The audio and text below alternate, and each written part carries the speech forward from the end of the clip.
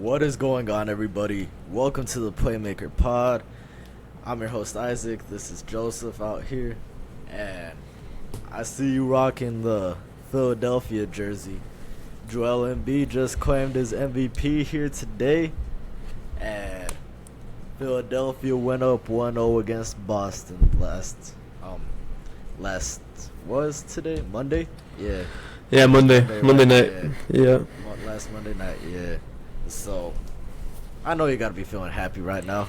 What are your thoughts? Yeah, this is finally the James Harden that I remember from all those years ago, back in Houston. 45 points. Yeah. He was not missing anything in this game. This is his best. I think this is his best playoff game of all time. This might be his best playoff moment ever. Maybe the only other thing I can maybe think of is when they played San Antonio, but that was when he was in Oklahoma.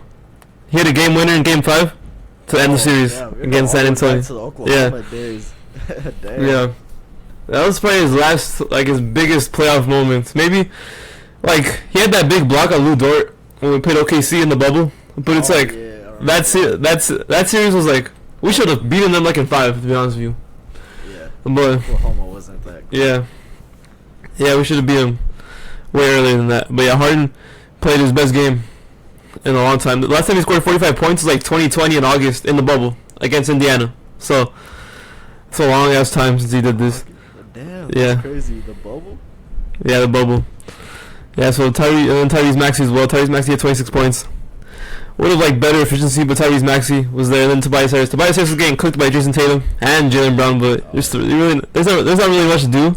Those are the two of the best players in the world, so I'm not gonna really blame him. He gave us 18 points, but this is a huge win. This is a huge win for them because no Embiid game 1 and in Boston we're playing against a team with the best record left in the playoffs now. Since Milwaukee's gone, they have the best record left. So they probably are the best team. Supposed to be the best team. They don't play like it sometimes. That Atlanta series, they should have won that series in 5, maybe even swept them. But Atlanta kept it out of 6. And in Philadelphia, they lose to a team that was not. They didn't have Joel Embiid. They were playing Paul Reed, and what's his name? Paul Reed was playing.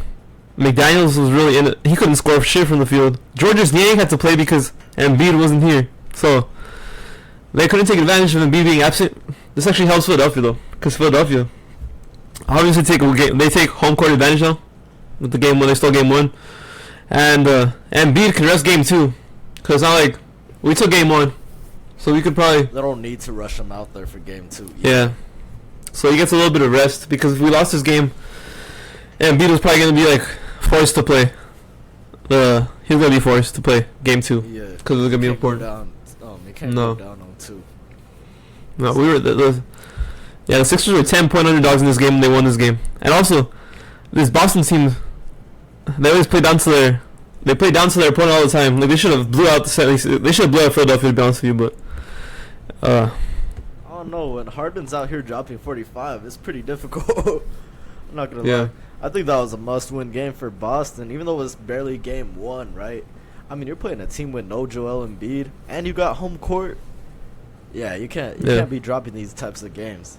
You cannot be dropping these types of games. One thing I noticed about this Boston team, they're definitely not the same defensive team that they were last year. Their defense is lacking a lot. I think they're missing Udoka's defensive coaching, because Mazzulla's helped them. Yeah, Mazzulla's helped them on the offensive side. The offense has been improved, but the defense is super lacking compared to the way it was last year. Last year they were probably the best defensive team last year in the NBA. This year, not so much. And then so they're probably missing. Mazzulla hasn't actually been coaching that good ever since. There was a game where they lost to Golden State during the regular season. Ever since they lost that game to Golden State in the regular season, they've been on a fucking downward spiral. I don't know what happened to them, but they haven't been the same team that they were in the beginning, first half of the season, up until that Golden State game in the regular season. They were the most unstoppable. They were the most unstoppable team in the NBA, and now they're not. So, also Malcolm Brogdon made a stupid ass pass at the end of the game. Malcolm Brogdon, he threw it right to Tyrese Maxey, and Tyrese Maxey had a wide open lane for a layup. He threw it right at Tyrese Maxey. There was nobody around Maxey, no Boston player around Maxey. He just straight up threw it to him, and obviously Maxey easy layup. Nobody was around him. So they had 16 turnovers too. Boston team, they had 10 more turnovers than the 76ers, but yeah, they couldn't. Harden was just going off. Marcus Smart was getting cooked. So Yeah, Marcus Smart was definitely getting cooked by Harden. And Al Horford, they didn't even, they have Jason Tatum and Jaylen Brown. And they decided to put Al Horford on Harden at the end of the game.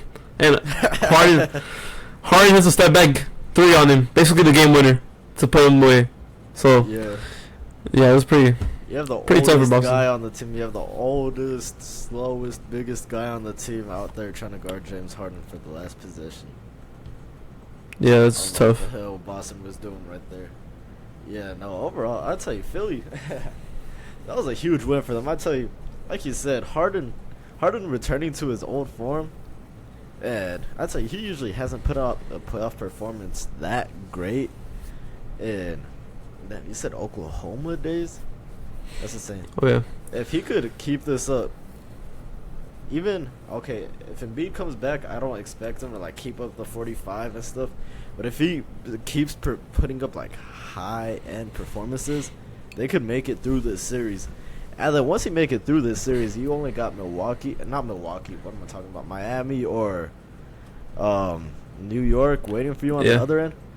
Although it will be a struggle to get through either one of those teams, if you get Harden playing the way he is, I think it's going to be a legit shot at the finals, no matter who they play in the finals. I think they're going to be the favorites if they make it through this Boston series. I think clear-cut favorites, too.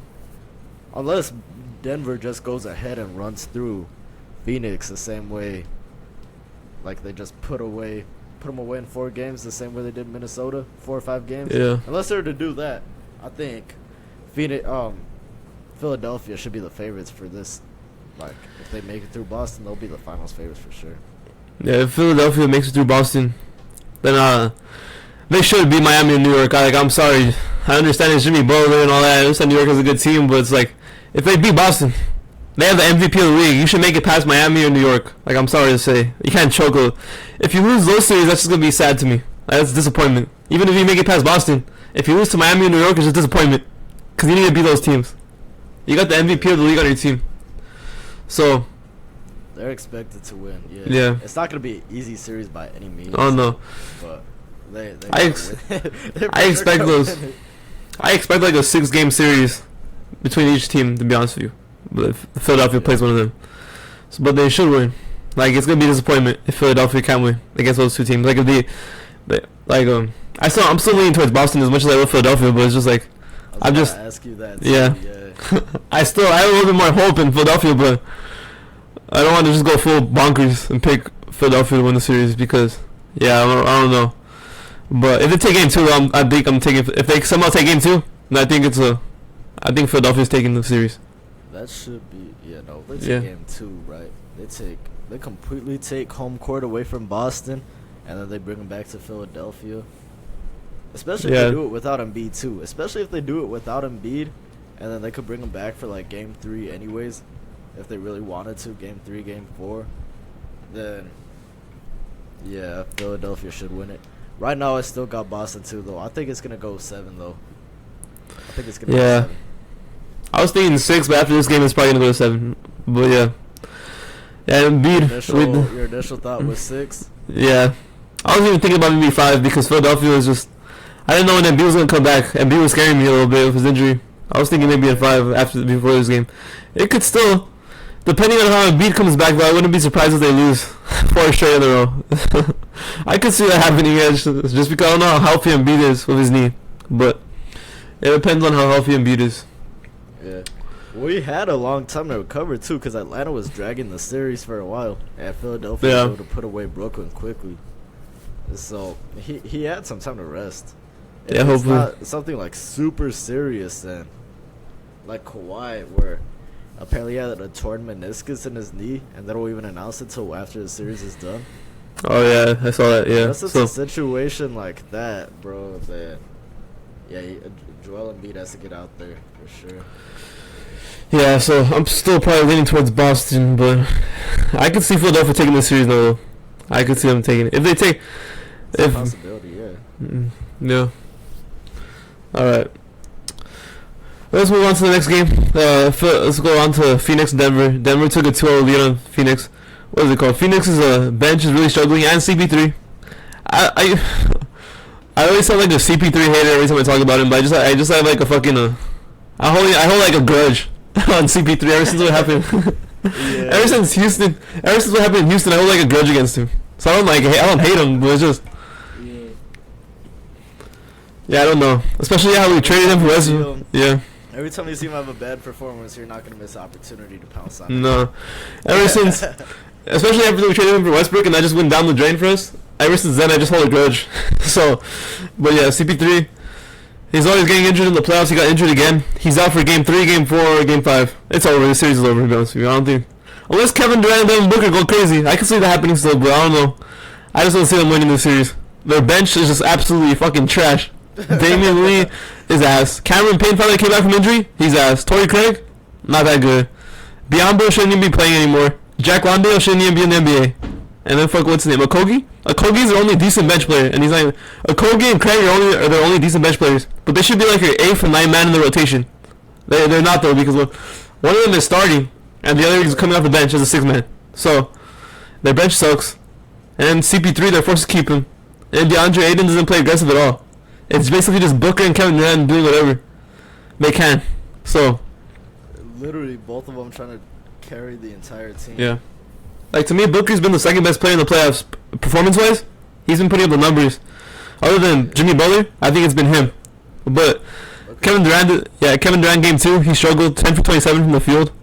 And then, yeah, that was pretty tough. And then the bench, he got no scoring from the bench. And this is probably the best game. 4 total points off the bench. Yeah. 4 points off the bench. I think. How do you expect to win? It's not even like Denver went crazy on offense, bro. They both finished under 100 points. Yeah. They got 4 points from the damn bench. Bismack Biyombo and Cameron Payne, 2 points each. Yeah, the bench sucks. But Jokic is really the only standout performance from the... Actually, I'll get to Gordon and Caldwell Pope too, but Jokic, 39 points, 16 rebounds, 5 assists, 2 steals. Finishes the MVP runner-up, and then, yeah, this is probably his best playoff game I've seen him play. His most aggressive game I've seen him play in the playoffs. And then Caldwell Pope, 14 points, 5 for 6 from the field. He was 4 for 4 from 3. Hit all 4 of his threes. So that's pretty... Caldwell Pope was a pretty good sneaky pickup in the offseason for the Nuggets. It was a pretty good trade. The Washington Wizards were wasting his talent last year, so he's finally on a good team. Jamal Murray played like ass, but it really didn't matter because of Caldwell Pope. Jamal Murray was 3 for 15. And Aaron Gordon 16 points, and Aaron Gordon was guarding Kevin Durant most of his game. When they made the trade for Aaron Gordon, the whole point for that trade, it was to guard Kawhi and Paul George. But obviously, they don't need to do that right now. They're guarding Kevin Durant now. They're pretty good. Devin Booker, they weren't able to stop him, but they were able to eliminate Kevin Durant. This is one of the... To be honest, this is just like one of those rare Kevin Durant performances where he doesn't shoot well. Because most of the time, Kevin Durant's on his game. He still has 24 points. Kind of like that Boston series last year. Yeah. He wasn't really shooting lights out last year. Kind of reminded me of right there. Yeah, it was a pretty bad game. This is probably his first like really bad game though in the playoffs though. Other than that, he's been pretty good. Game 1 he was pretty good. It's just the rest of the team's ass. To be honest with you, CP3 is washed and he's always injured. He's done for the. He might be done for this series. To be honest with you, I can see it being a 5 game series. Maybe. I think it's 5 games. To be honest with you, but yeah, that's crazy. And you had Phoenix as your. Actually, I'm not gonna. I don't want to go. I don't want to go too crazy though. Actually, because Phoenix hasn't played at home yet, so maybe I have to see them play at home because they lost both games at Denver. Yeah. So before I make any crazy judgments yet, I'm gonna take back my judgment that I just said right now. I'm gonna wait till they play at home. See how they play at home, because Golden State, they proved they came back. They were down 12 quick, but they came back home. After that, they took care of work. So Phoenix, still a possibility. CP3 though was just like disappointing. You can't rely on CP3. Yeah. His career.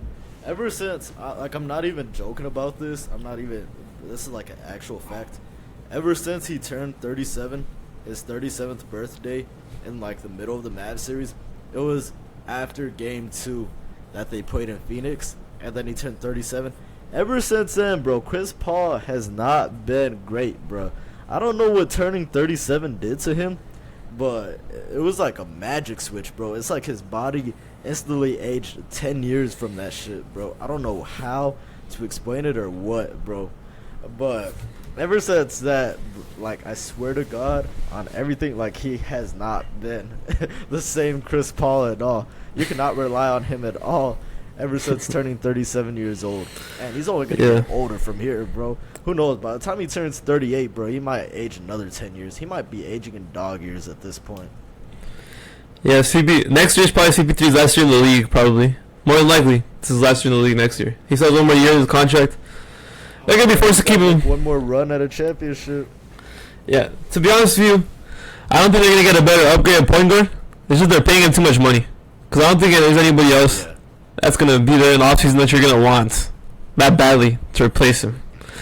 Yeah. CP3 is probably going to stay there. But you probably need to trade Aiden and get better pieces. You probably need to trade Aiden for role players or some shit. Or in the offseason, you just get a fucking bunch of like ring chasers. You get ring chasers in the offseason to fill out your roster. That's what you're going to need. Because this roster is just ass. Other than Kevin Durant and Booker, I don't really trust anybody on this team. Yeah, no, you can't trust Aiden, bro.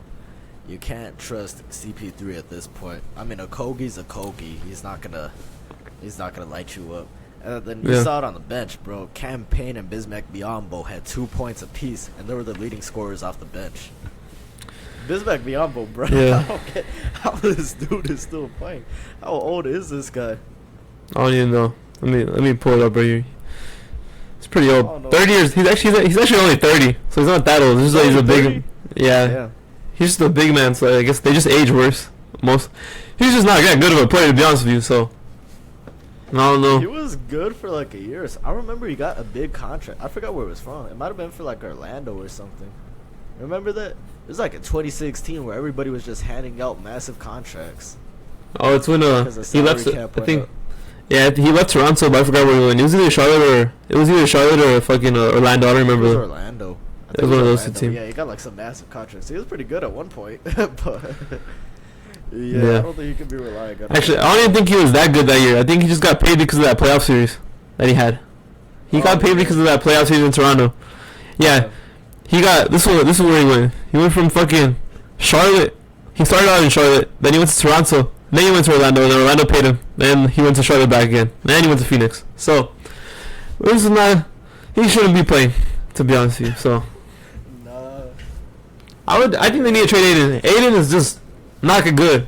Aiden is just like... Not like... he's decent, but you can't rely on him at all. Yeah, I told you about this last year, too. He's he not... had White Powell on him the entire series, and he couldn't take advantage of it. He's not physical. He doesn't play physical. So I don't understand. That's just like a mindset type of thing. That's not even the way you... That's just like your mindset if you don't play physical, if you're not tough on the court. He doesn't seem like a physical type of player, so... I think they're better just with like a fucking... Like, they'd probably be fine with like a Kevon Looney type of center, type of that. I'm not saying Kevon Looney exactly, I'm saying like some player like him. Yeah. Phoenix is better off just having him and having like a couple more forwards on his team to fill out the bench. Because... You just need a decent rebounder, to be honest with you, because that's all Aiden's doing basically. He's getting like 10 rebounds. You don't need to pay him to get 10. You can pay somebody else to get 10 rebounds way cheaper. So yeah, that's fast. So what kind of trade package could they get? Because I know Indiana was interested. Yeah. Indiana's actually the ones that signed on free agency. It's just that Phoenix matched it. Yeah, I don't know if Indiana's gonna do that anymore. I would probably take Miles. I would take Miles Turner over Aiden, to be honest with you. Miles Turner, for what I'm paying Miles Turner, I'd rather just keep him. Aiden's like the smallest upgrade over Miles Turner, just a little bit. Not even that much. Actually, I don't even know who's an upgrade, because Miles Turner's a better shooter. I don't know. That's what I was about to say. Yeah. I don't even know if it's an upgrade anymore. So, yeah, Aiden's been kind of disappointing. But and Chris Paul can't stay on the court, and then it's just Devin Booker and Durant. Yeah, and then Jokic. Booker and Durant could only get you so far. Yeah. Bruce Brown as well. Bruce Brown. 87 points. Bruce Brown for the Nuggets has been really good. I remember him back in Brooklyn. Oh, yeah. He was a part of those Brooklyn teams with Harden, Kyrie, and Durant. Bruce Brown's been really important for them as well. Christian Bonds also provided some defense. Jeff Green as well. Jeff Green also a former net player from those teams. Yeah. So, yeah, I don't understand why Phoenix isn't playing TJ Warren, to be honest with you. I don't understand. Like, I'm pretty sure even Terrence Ross, I would rather play TJ Warren and Terrence Ross over fucking Biyombo and fucking Jack Londale. What the heck are they doing? Like, why is TJ Warren not playing? I don't understand. Yeah. Why he's not playing? I thought he was just like, I don't know. I thought he was just old or something. That's why they didn't want to play him. Is he even that old? I don't think he's that old. 29. He's 20. He's 29. Yeah, exactly. That's what I was thinking. I'm like, I don't even think he was that old though. Terrence Ross, he is a bit old. Yeah. I still would rather play Terrence Ross than Jack Londale and Biombo. I don't give a shit how old he is. He's 30. Yeah, no, that's crazy. Yeah, I think Biombo. Biombo. The only reason why they're playing him is because he's the only other center. Yeah, I think. And I guess he could say Londale too, but. I think they just have to go. I might rather play Biombo than Londale. I think they have to stop playing. I think they just need to stop playing both of them. To be honest with you, I don't think they need a backup big anymore. Just go small ball on the bench. Yeah. Yeah. Put KD at center. Yeah, it's not like the fucking the Nuggets aren't playing any big at all on the bench basically. I guess Christian, but no. Yeah, Jokic is basically the only big dude because Aaron Gordon. I guess Aaron Gordon's 6'8", but he's really not that big. Where you probably still. Not like a center. Yeah. You could play small ball against this team. Other than you just need to, whenever Jokic is on the court, you have to put Aiden on the court basically. That's what you have to do. But other than that, like, their best big on the bench is fucking DeAndre Jordan. DeAndre Jordan ain't playing any minutes. Yeah, he can't even throw him out there either. Yeah, he's too old. Well, what's funny is that if DeAndre Jordan was on the fucking Suns, he'd probably be playing more minutes than Biombo and Landale. So that's just sad. Yeah, no, that's facts, bro. That's facts. But I know firsthand that DeAndre Jordan is ass because I remember I watched him in Brooklyn and he was in Philadelphia last year. Philadelphia was playing him minutes last year, and that's one of the reasons they got ate alive by the fucking Heat in the second round because of DeAndre Jordan. Because of DeAndre Jordan. Yes. Is that terrible for them? Yeah. Yeah, but like I said before, I'm gonna hold my judgments until Phoenix plays at home. Yeah, they could bring it back too. Well, I could see that happening. They drop one game though, it's over for them. Yeah. Yeah, if they drop one game, it's probably either ending in 5 or 6. To be honest with you, it could still end in 6, even if they take 2. I think if they take game 3 and game 4, it's probably a 7-game series. But if they just drop a game, if they drop a game in Phoenix, it's probably a 5 or 6 game series. It's probably over after that. Yeah. It'd be tough. I don't think they're gonna get swept. That would be crazy. Nah, maybe possibly, bro. It could be. It's possible, but you get swept 2 years in a row. I think they take at least 1 game. I also wanted to mention one thing. All the Brooklyn fans, bro. I hate Brooklyn too now. I'm just gonna mention this. That Harden was able to take a game off of fucking Boston and Kyrie and Kevin Durant. They couldn't even do it last year. I just wanted to mention that. They couldn't take a game off of Boston. Brooklyn real quick. Yeah. Like, oh yeah, Harden was able to do it, but Kyrie couldn't. Harden did it with the fucking backups. Harden did it with Maxey and Tobias Harris and Kevin Durant and Kyrie. Not even 1 game. Get a single game. Not even 1 game. Crazy. Harden went 1-0. Yeah, not even 1 game. So yeah, I just wanted to mention that real quick. But let's move on to the. Harden was for that team. Yeah, to me, Harden was more important than Kyrie on that team. So on those Brooklyn teams, Harden was more important. KD and Harden. I think what they should have done, they could have probably won a championship with just Kevin Durant and Kyrie. Kevin Durant and Harden, if they traded Kyrie. To be honest with you, in that first season, when they traded for Harden, they could have just traded Kyrie somewhere else, and they could have gotten something for him at least. Yeah. And I think they would have won a championship with that team because of the maybe Kevin Durant just needed a little bit of help, to be honest with you, in that Bucks series, and he was by himself. That was that Bucks for sure. Yeah, that one, bro. Yeah, it's a really carry. That's like the biggest carry. Like, he just freaking had to do everything for that team. Yeah, they would have won that for sure. They probably would have won the championship too. Yeah, when Jokic won his first MVP, Harden was actually the leader of the MVP race at one point before, and then he got injured, and he was done. Because then Brooklyn at that point. Yeah, he was in Brooklyn at that point. He was the leader of the MVP race, but then he got hurt, and he was out for like a month, and he was done. Oh yeah, and that KD was on that team too. Yeah. That's because he was averaging assist leader, wasn't he? Yeah, he was averaging 11. Yeah, he was averaging like fucking 26 and 12 that season before he got hurt. 12? Yeah, like 26, 12, and 8 or some shit. He was going off that season when he was in Brooklyn. But that was his first year. Yeah, that was his first year. He was actually the leader of the MVP race for a little bit. He took the lead over Jokic, and then he was injured by the next day. He got injured. Yeah. Yeah. The injury's gonna take you out. Yeah, it was pretty much just done after that. So yeah, but yeah, let's move on to the relevant stuff now. Let's go to Miami and New York. We rambled off a little bit there, but yeah, it's a tight series now. I was watching it. I saw a little bit of this game. New York. I saw like the last 8 minutes of this game. I couldn't catch the beginning of this game. I just got out of work, so I just saw like the last quarter, last 8 minutes. But it was I'm pretty sure New York went on like a 24-7 run at one point. It ended up ending like a 24-12 run. Miami scored a little bit of towards the end, but at one point it was like 23-7 or something like that, and that was really it for Miami. Jalen Brunson was delivering for them at the end. Jalen Brunson struggled at the beginning of this game. I checked before, he was like 5 for fucking. He started off the game pretty bad. He was like I forgot what it was. It was like 5 or 12 or some shit. He ended the game 10 for 19, so it was pretty decent. He was really good this game. Josh Hart too had a couple clutch threes. And they got to the foul line a little bit at the end of the game. Important. Randall almost sailed because he fucking couldn't get the ball in. He couldn't inbound the ball. He stepped in bounds. Yeah. Yeah, but this was an important win for New York because this series was pretty much wrapped to me if they didn't win this game. If they lost both games at home, it was pretty much a wrap. So. This one without Butler too. Yeah. Yeah. Miami kept it close the entire time without Butler. I'm pretty sure they were actually up at the beginning, weren't they? I'd say yeah, they were like, but they went on a crazy run that put them up.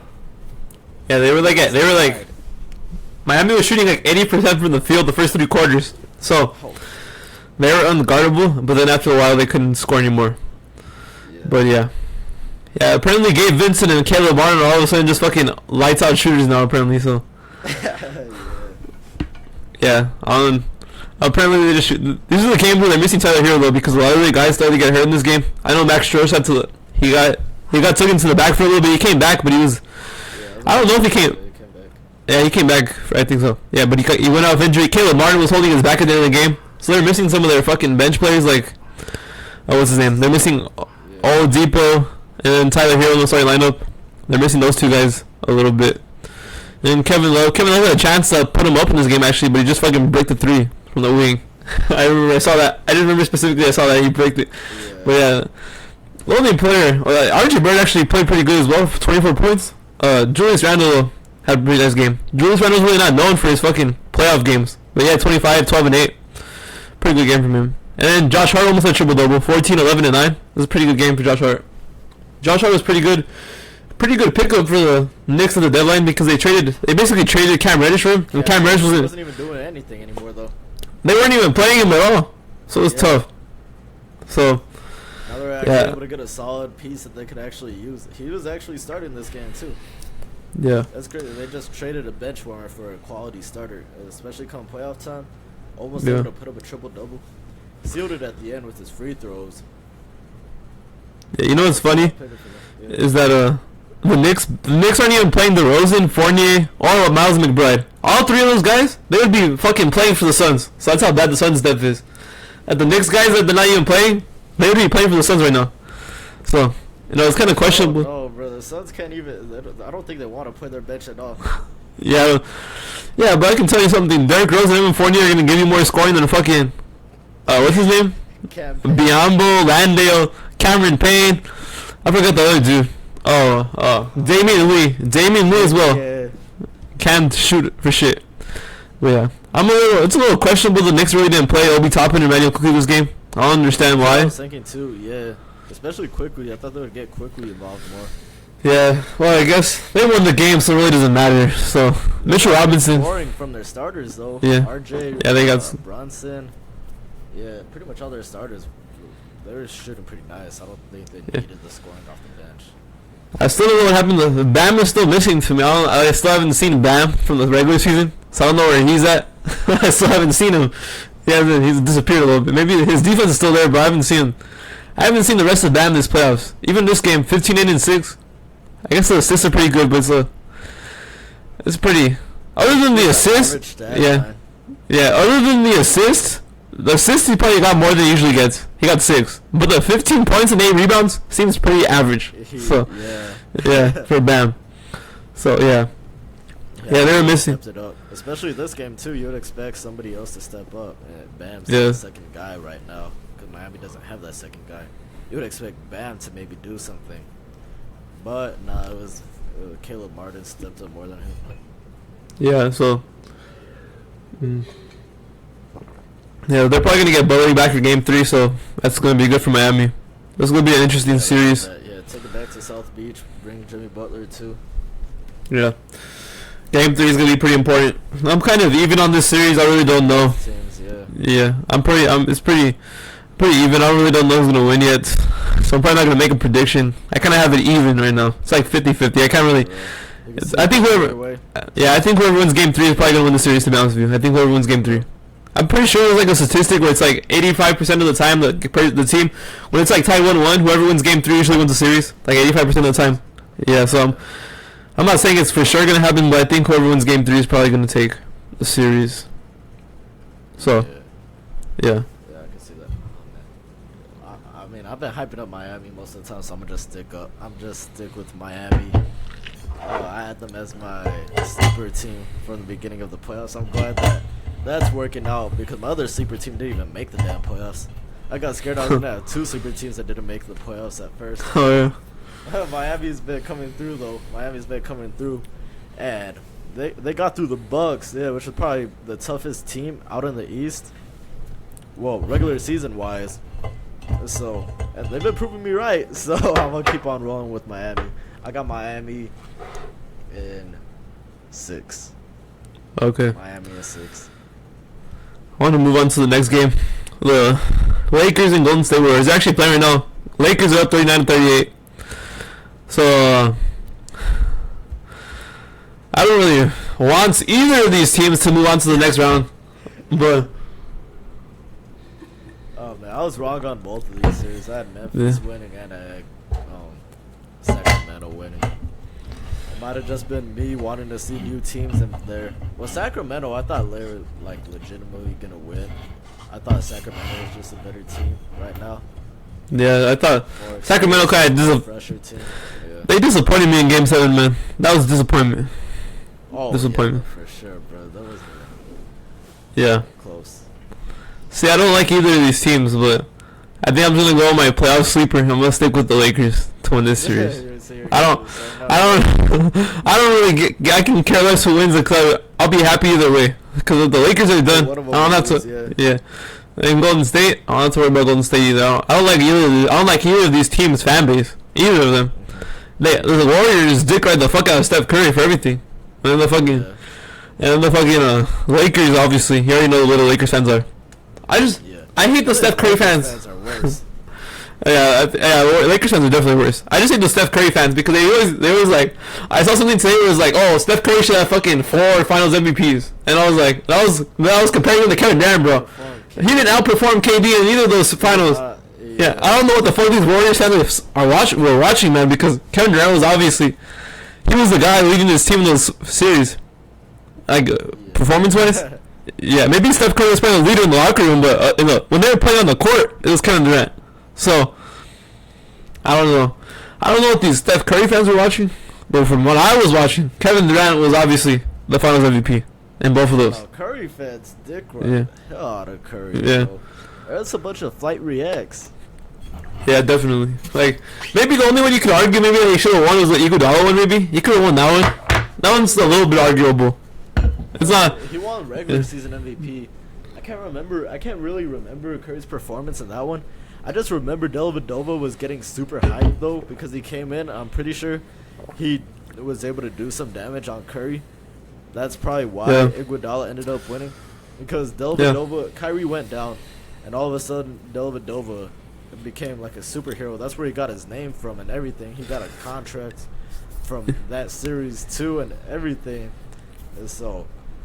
Yeah, it's because I can't remember his performance clearly. I know. I'm pretty sure Curry was like. I remember Dellavedova probably did some damage to him. I'm not gonna lie. I don't remember it 100%. That was like the time I really got into basketball. Like around that time I got into basketball. But I remember I think Curry averaged like, if I can remember a little bit, I think he averaged like 26 or 27 that series. I don't think Iguodala was doing that good. Or he didn't that much. But a lot of people expect if Curry, but they expect you to fucking outperform the fucking, like if you're averaging 35 in the regular season, they want you to average 38 in the playoffs basically. If you don't average 38 in the playoffs, they're gonna fucking look at it as a downgrade. Because I remember the Harden years. Harden was still putting up like fucking. Pretty sure if you look up his averages in the playoffs when he was in Houston, he was averaging like 30 points a game. like 8 assists and 5 rebounds. He would average 36 though. Yeah, but he would average 36 in the playoff in the regular season. So it was like, oh, he's taking a downgrade. So it was basically, so that was, crazy. yeah, yeah. Some people think Harden. The way people talk about Harden in the playoffs, though, sometimes you would think he would average like fucking 10 points in the playoffs or some shit. The way they talk about it. Yeah, that's because he couldn't get past the Warriors, bro. Yeah.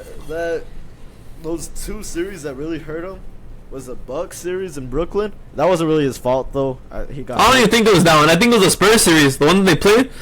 And when the Manu Golden State won that 2018. I think it was actually the Manu series, bro. The Manu series was probably the worst. Well, he got fucking for that one. In that one, Tony Parker and Kawhi Leonard were both injured in Game 6, and they got blown out. They were up after the first quarter. It was 42 to 10. That's what and then Manu fucking blocks Harden at the end of the game. That was the worst. That's like the worst. That's when I watched that. That's his worst. I didn't even really think it was that one too, because I would tell you, I don't remember Kawhi being out for that game, but I do remember Harden. The Rockets were fatigued. You could tell, bro. His usage rate was so damn high, and San Antonio was able to figure him out as the series went on. And so by the time it got to like Game 6, and who was the second option? Dwight Howard. So yeah, that wasn't really gonna get it done for him. That's why they went out and made the move for CP3. But yeah, that was probably because I remember the Rockets were like 17-point under favorites in that game. Actually, yeah, it was just Manu and the Spurs. There was nobody else. It was Manu and I forgot the other dude. It was like Jonathan Simmons from San Antonio. I don't know if you remember. He was also there. It was him. Yeah. It was him and Manu fucking hitting every fucking shot. I'm pretty sure Simmons had like 30 points in that game. That fucking pissed me. That was the worst.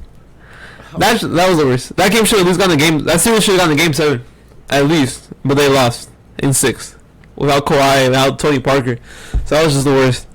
See, because that Rockets series, that Golden State series in the which one? I think the one in 2019 was actually worse. In 2019, Kevin Durant got hurt, and they lost back-to-back games. That one was worse. See, because the fucking 4 seed, yeah, and then the Milwaukee one I really don't even consider that one because he got hurt. So it's just like, well, because I mean they really should have made it past him. I said it wasn't really his fault for that one, but I'd say that Golden State one, I think that was that 2018 one that really did it for them, because Houston was the hottest team in the league at that point. Even though I'm pretty sure people had. I can't even. I don't really want to consider that series though, because Golden State's the best team of all time. So it's just like a fucking. It's impossible. You had them on the ropes though. Yeah, we had them on the ropes. Get it done. It was that team. It was that Houston. Yeah, but they were gonna get it done, bro. They're the greatest team of all time though, for a reason. Like it was. Well, we were. Like we had a good team, but it was like Kevin Durant and fucking Steph Curry and Klay Thompson all in their prime. What the fuck? It was basically and it was Harden and fucking like Eric Gordon and Trevor Ariza and Luka Modric. They were good, but it was like you're playing against fucking Kevin Durant and you're playing against fucking Steph Curry and you're about CP3, and nobody else stepped up in that game. 27 missed straight threes, and they were basically not from Harden. They were basically from Eric Gordon, Trevor Ariza, and Luka Modric. They were from those 3 guys. Like Harden missed I think he missed 4 of those threes, but everybody else, they couldn't hit a fucking shot either. Eric Gordon, that game sucked. That game was ass. And we only lost by 9, so it wasn't like we just needed a little bit more. Yeah. They make a few threes in that 27 missed 3 stretch, they win that game. Yeah. Sadly. Yeah. But Harden, he came the closest to beating them. But sadly they had Kevin Durant and Steph Curry, so it was not much. It's pretty hard to beat him. Like you saw LeBron got fucking jackhammered in the like he got gentleman swept one year and then swept the other year. So it was like, I mean, you can't really blame him for that. Yeah, that's why I can't blame Harden either. That series I'm not gonna blame Harden on, because it was like that's probably the toughest series you could ever have, other than playing like Michael Jordan and the fucking Bulls. Other than that, that's like the toughest series you're ever gonna have. Like playing other than that and playing the fucking 97 Bulls, 97 Bulls or Golden State that year. Those are the toughest playoff matches you're ever gonna have to play. So that one I really count that one against Harden. Then. No, the one that really bothered me was the Spurs one. That Spurs one is the one that really bothers me the most. Maybe, and the 2018 one. The 2019 one, excuse me, the 2019 one. 2019 one. No Kevin Durant. But then CP3 was playing like he was washed. CP3 was playing like the way he does right now. That's how bad CP3 was in that series. And then Draymond Green fucking poked Harden in the eye too. Yeah, that was fucking. That was terrible. Yeah. No, but yeah, let's get back on topic again. We got off topic again, so let's go back. The Lakers. I'm picking the Lakers to win this series. I don't really give a shit who wins. Like I said, I want both teams to lose. If that was an option, I would take it. But obviously, it's not an option. But I'm taking the Lakers. I'm gonna ride my prediction all the way. Even if I hate the Lakers, I'm gonna ride my prediction just so I can be right. Just so I can be right. So like if they make it to the finals, I'll be pretty pissed. But at least I'm right. At least I can say I was right about it. Yeah. Watch it be like the Lakers and the Heat again. That'd be crazy. That would. So. Just had him as sleeper. Yeah, it'd be a rematch of the bubble. Ah, shit. Yeah. Okay, who's up right now? Damn, it's a close game right now. It's 53-56. Shoot, I'm honestly pretty torn on this series. I don't know who the hell is gonna win. To be honest with you, if I was betting money on it though, I would probably pick Golden State. If I was betting money. Well, I'm not betting money. I'm betting my fucking. I'm just putting my prediction on the line. So I'm picking the Lakers to win this series. I don't know, man. D'Angelo Russell finally had a good performance last game. Oh yeah. D'Angelo Russell actually he had 2 decent performances. Let me see this game. This game so far he's 1 for 5, 3 points, and he has a yeah. Yeah, cause we're just making fun of D'Angelo Russell the other day that he couldn't perform in the playoffs, and then he comes out and actually does something. It's like, oh wow. Maybe yeah, he's still. Lakers could keep getting this, then it'd be they might actually have a shot to do something. Yeah. But oh man, that's crazy, bro. I honestly don't know who's gonna win. Is Draymond starting again, or is he still coming off the bench? Let me see. Oh, he's starting again. He's starting again. Man, bro, this is tough. I'm not gonna lie. Damn. Yeah, I'm gonna go with the Warriors. In this one. It's pretty close, so I wouldn't be surprised if the Lakers won it though. Yeah, to be honest with you, I'd probably want the Warriors to win more, but I'm just writing my prediction. I'm writing my prediction till the end. Because I'm not you gonna. know that if the Lakers win, bro, their fans are gonna be unbearable. Yeah, I want the Warriors to win more, but I'm already used to the Warriors winning anyway, so it's really not that big of a deal. You've already learned how to deal with it. See what would be my dream? My dream would be like if the Warriors are still good and the Rockets are finally good. If the Rockets beat them in the playoffs when they're still good, that's what would be my dream. If the Rockets were able to do it, get our revenge. If we're able to do that, that's my topic again. Yeah, this is a bit off topic, but this is I'm more passionate about this than I am about these games. I was gonna bring up something because we started talking about the Rockets. Did you see that they'd be interested in shopping Jalen Green to? I don't think. I'm pretty sure they already said it was fake though. They said Rafael Stone even said it was fake. He said we're not shopping him. He said he's our franchise player. Okay. Yeah, I didn't think call that out, bro, because all I saw was a headline. It's like Rockets interested in shopping Jalen Green. I'm like, what the hell? Yeah, it was Yahoo Sports, so it wasn't. Oh. Yeah, it wasn't. Yeah, it wasn't like ESPN or anything. We're not trading him. That's pretty fucking. Maybe in a year or two, maybe if he still doesn't upgrade a little bit, maybe. But we're not trading him right now. Ime Udoka was talking about him like if he was gonna be on the team next year. Even at the press conference. He's gonna be the main guy of the team. Yeah. Unless they get Harden, or unless Harden returns back to Houston, I'm pretty sure Jalen Green's got to be the main guy. Yeah, either if we get Wembanyama or Harden, that's the only way he won't be the main guy. Other than that, he's the main guy. He's at least gonna be main guy or second guy. That's at least what he's gonna be. Top 2 for sure. Yeah. So, yeah, he's not getting traded. I thought you were gonna talk about Dylan Brooks. That's what I thought you were gonna say. I thought you were gonna say that the Rockets getting signed either. Yeah. Yeah. Yeah, Dylan Brooks isn't coming back to Memphis. They already told him that. You know, it was pretty crazy that Memphis basically said, yeah, that's disrespectful, okay? I don't understand. Dylan Brooks is not, we're really shit on him, but he's not that bad of an NBA player. Like, I'm pretty sure the Suns would take him in a fucking heartbeat. The Suns? They have nobody else to play. It's hilarious how people are acting like he should go to Shanghai or something. Bro, he's not that terrible, man. That's crazy. Pat Bev is worse and he talks so much shit too. He's worse than Dylan Brooks and he talks so much shit. Like, people are saying that Dylan Brooks' defense is ass. He's not ass. It's just that he fucking... He's actually a pretty good defender. Yeah. It's just that he talks so much shit that people hate him. Like, he was able to guard LeBron some possessions of the game. Like, it wasn't like he was getting cooked every fucking possession of the game against LeBron. Yeah. You're still playing... Exactly, you're gonna... Obviously, you're gonna get cooked a little bit because it's LeBron. But he wasn't getting cooked. He wasn't getting cooked every possession. He was actually doing pretty good. So, I don't understand. Maybe his three-point shooting is pretty... It's pretty fucking mid.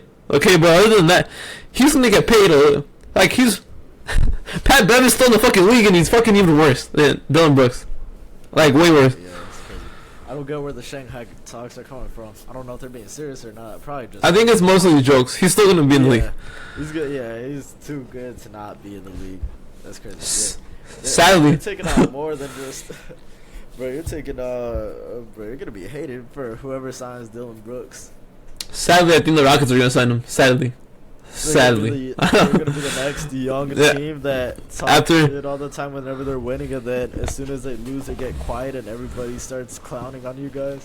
After I defended him that much, I still don't want him on my team. After I just defended him, but I don't want him on my team. But sadly, I think he's going to Houston. Sadly, so maybe he won't be sadly maybe he won't be as unbearable as he is on the fucking Memphis, because I don't think Ime Udoka would let him talk that much shit. At least I don't think he would be the same.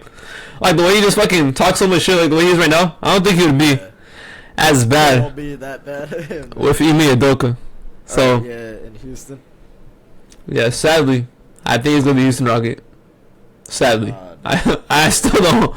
I don't want him, but I guess I just don't want him right now. Yeah, he's still an upgrade. Phoenix would take him. Phoenix would love him. Yeah, there's a lot of money. I don't know. I might honestly take him on the Mavs if we could.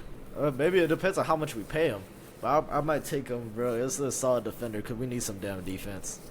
Yeah. The only reason the Rockets are bringing him in is just to be like a culture setter. That's the only reason we would sign him. You want Dylan Brooks as a culture setter? That's apparently what he would be for the Rockets, at least. Yeah. I don't know. I guess if you want to be like a hard-nosed team, he's a good. Yeah. I mean, a good pickup. He's better than any fucking other. Like, he's still better than the players that we have right now, to be honest with you. So it's not like I just don't want him. I just don't want to pay him. Yeah. He's still an upgrade. All the hate that comes with it. Yeah, I don't want the fucking... Jalen Green already gets hated on already, so I don't want more hate on the team. Or should they get even fucking more? The only player that everybody likes on our team is Şengün. Apparently everybody else fucking... Nobody likes Jalen Green, and nobody likes Jabari Smith Jr. I don't know what Jabari did either. But they always get hated on. The only player that doesn't get hated is Şengün. That's the only player everybody likes. Like, the whole NBA community, they like Şengün. That's the only player. Yeah. Jalen Green, bro, he's one of those guys, bro, where he's either you love him or you hate him, bro. He's gonna have a lot of fans, but when you have a lot of fans, it's gonna come with a lot of haters too. So that's the thing. He has a lot of hate, but he's got enough fans to balance it out, though. Yeah. I saw what is it called? The people that get me mad. They don't hate on Kevin Porter Jr. though. Kevin Porter Jr. is probably the one that needs the most hate on our team, but he doesn't get. He doesn't. Everybody likes it. Porter Jr. is like one of the most loved guys on that team for some reason. Everybody loves him. He's probably the fucking my least favorite player, to be honest with you. My least. For real? Damn. Yeah. But after all this time watching him, you're like, man, screw this guy. He's still immature. He's always been immature. Even when he was in Cleveland, that's why he got traded. He's immature. So it's just... He's my least favorite player. But... You know what's funny? I saw Philadelphia fans being like... This is like a couple days ago. It was like... They were talking about Harden to Houston, and they were like, oh, sign and trade for Kevin Porter Jr. I'm sorry to say that, Philadelphia. If Harden comes to us, you ain't getting anything back from him. He's just coming straight to us. Like, if we sign anybody... They're coming straight to us. There was a sign and trade, bro. That is not a fair trade at all. Yeah. God damn. Oh, it's not a fair trade. Sign and trades aren't fair. You're just fucked. Yeah. It's just to clear out the cap space. Yeah. It's just to get something back. At least something. So Houston has the cap space already. Yeah, we're just going to sign anybody we want. We ain't doing no signing trades. Yeah. See, if Kevin Porter Jr. gets traded, it would be for something else. It wouldn't be a fucking signing trade. Like, we have money just to get anybody a contract. We can sign anybody we want, really. Damn. So, See, what would be my dream though is like if fucking Boston gets kicked out by Philly, then Philly goes to the finals. Harden doesn't leave, but then Jaylen Brown will want to leave. So maybe Jaylen Brown will want to leave. That would be my dream. If Boston gets kicked out, yeah, that would be my dream. I would rather have Jaylen Brown over Harden, even though I love Harden, but I think he just fits a team. Yeah, because you already got Ime there, and he's younger. He fits in more with the age of the roster. He's a bit older than the rest of the roster, but it's not Harden where he's like 30-something years old trying to compete for championships. Yeah, going to a team of a bunch of 20-year-olds. Yeah, apparently we're gonna be interested in Harden, Middleton, and Jaylen Brown in the offseason. I don't really want Middleton. Free agent? You would have to trade for him. I think Milwaukee's gonna fucking tear down their team. They're gonna tear down their team. I think they're gonna fire Bullet. I think keep be honest, yeah. I think Budenholzer is finally done. I think his job is finally done. You know, I'm not gonna be able to buy him a few more years with that title. I'm not gonna be disrespectful. I'm pretty sure his brother passed away during the series, so maybe there was some. His brother passed away during the loss to Miami, the series. So maybe, yeah. I'm not gonna. Nothing I say about him relates to that. Okay, I'm just being straight basketball wise. Basketball wise, he should have been fired. Like he probably would have been. He was supposed to get fired years ago. He would. That year where they won the championship, he was supposed to get fired before the season started. Yeah, he should have been fired. He should have been fired that year that they won the championship, but he got saved because he won the championship. Then last year, that was just Giannis caring, bro. Last year he got saved too because of Middleton's injury, and they went to Game 7 against Boston. That's why he got saved that year. And then this year, I don't know if he can. He might get saved, maybe, but I don't know if he's gonna get saved anymore. I don't think you can get saved. You got after you lose in 5, bro. It you wasn't even like a 7-game series, bro. They lost in 5. You lost in 5. Even without Giannis, you should have at least fucking. You should have won still. And the team was good. Exactly, yeah. So I don't know if you can get saved. Fucking 5, bro. I don't know if they can say. I don't know if you can get saved anymore. I think it's over for him. Yeah, I tell you, he had been rumored to get fired for a long time already, bro. The only reason why he hasn't been fired already is because of that one championship. If Harden and Kyrie had stayed healthy, bro, he would have been fired right there as soon as that series ended because Brooklyn was gonna run through him. He got saved by the injuries too. I forgot about that. Yeah, they would have lost. They were gonna run through him, bro. They was gonna get swept. And that series could. That series might have ended in 5 if Kyrie and Harden were both healthy. At least 5, probably. They're about to go up 3-0. Yeah, I forgot about that. Yeah. They were almost done there, so they got saved. They got saved right there. But I don't think. Holzer's fucking lucky, bro. God damn. I could see them tearing it all down. I don't know how much they're gonna tear it down though. Cause you gotta keep Giannis. Yeah. Obviously, yeah, Giannis. You're still gonna be a contender if you just have Giannis. To be honest with you, as long as you give him competent pieces, you're gonna be a contender either way. I don't know how serious of a contender you're gonna be. It depends on the pieces you get in. But either way, just having Giannis, it makes you at least like at least a top 5 seed with Giannis for sure. Maybe even top 4 locked in. I don't know how they're gonna. They're probably gonna have to retool his roster a little bit. I think it just got. Yeah, they just have to. Because they were a good regular season team. I don't know what the hell happened. They just fell apart. I could see a Middleton trade though. Usually the top seed in the East, for some reason, they can never perform when it comes to the playoffs. They always fall apart at some point. Yeah. This one, bro, they fell apart way quicker than anybody could have expected. Like, I had Miami as my sleeper team, bro, but I don't know how confident I was in Miami actually pulling this one off. I was definitely surprised with them winning in 5, bro. I thought if they were going to win, it was going to be a 7-game series, like, hard fought. Bro, they put them away in 5. Yeah, that's pretty crazy. So, yeah, they probably need a...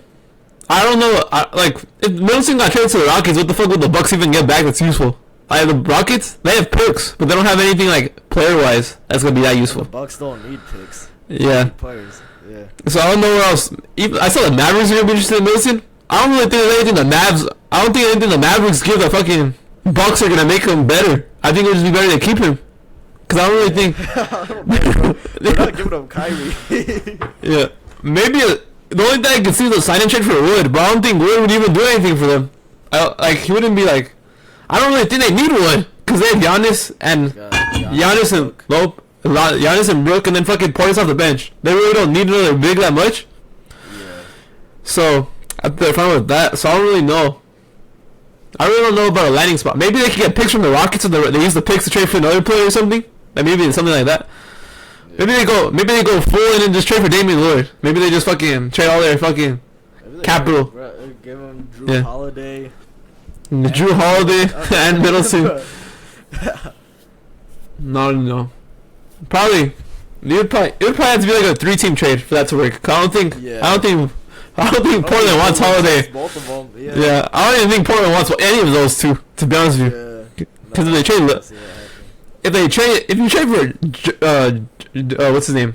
I forgot his name. Holiday. I'm just gonna call him Holiday. I forgot his first name. Holiday. Drew Holiday. I was thinking about Justin or fucking Josh. I couldn't think of his name. Yeah. But Drew. Drew Holiday. There you go. He's not very useful unless he's on a contender, to be honest with you, because he's like on a fucking rebuilding team, it's just useless. He's not gonna do anything for you. Yeah, he's not gonna do anything for you. Like he plays good defense, but it's not like he's not that. He's like he made the All-Star game over fucking Harden. That pisses me out the most. Like what the fuck are we doing? He made the All-Star game over James Harden. That was fucking insane. Even over Jalen Brunson. Or I don't know what the fuck that was. That was some fucking Bucks bias. That was fucking Bucks bias. I don't understand. So, but yeah, let's move on. I got the Lakers, you got the Warriors in the series. We just kept on getting off topic. We weren't even talking about the teams anymore. But yeah, that was the final series to talk about. So yeah, then we're gonna get into our draft recap. It was a pretty interesting draft. Some surprising trades in the first. You had the Texans trade. Then you have the Lions taking Jahmyr Gibbs, so it's pretty interesting. Yeah. We're gonna give our top 5 favorite drafts like from each team. So we're gonna give. I don't know. I'll go first. I'm pretty sure we got the same team. Number 1, I'm gonna have the Philadelphia Eagles. Yeah. So Philadelphia. They're my. I gave them an A+ for their. Especially if I hate them. I hate them so much, but. You can't deny how good that draft was. Yeah, Philadelphia sadly won the draft. I forgot how many Georgia players they got. I think they got like 3 from this draft. They got 2 from last year's draft. So yeah, they're all defensive too. Yeah, pretty tough. Tough for me being a Giants fan, but it's just like Howie Roseman just finesses everybody. I don't understand this. You have the greatest college defense of all time. And then you take the best players from that defense, too? Yeah. Okay, here we go. This is who they drafted. They drafted Jalen Carter, 9th overall. They traded up with the Bears to get him 1 spot. Then they drafted Nolan Smith, 30. He fell to them. They took Tyler Steen in the second round, third round, actually. And they took Sidney Brown in the 3rd round as well, cornerback out of Illinois. They took Georgia cornerback. They traded up in the 4th round to grab Keely Ringo, 105th overall. Yeah. I remember, bro, the site was trying to bait us into taking him in the 1st round until you kind of told me about him. He's like, hey, this guy hasn't even played. Yeah. And then Tanner McKee, they drafted him a quarterback. That's actually a pretty good quarterback to have. As a backup, they lost Minshew. That's actually a pretty good steal, kind of. 188, and then they drafted really not important, Texas defensive tackle, Molo Ojumo. I don't know if that's his name. But yeah. The picks I really like in this draft, obviously Carter and Nolan Smith. Keely Ringo, a pretty good pick in the 4th round. He's a corner you can probably develop. He need to start right away. He shouldn't. He's behind fucking Avonte Maddox too, so he shouldn't. Yeah, he shouldn't be playing.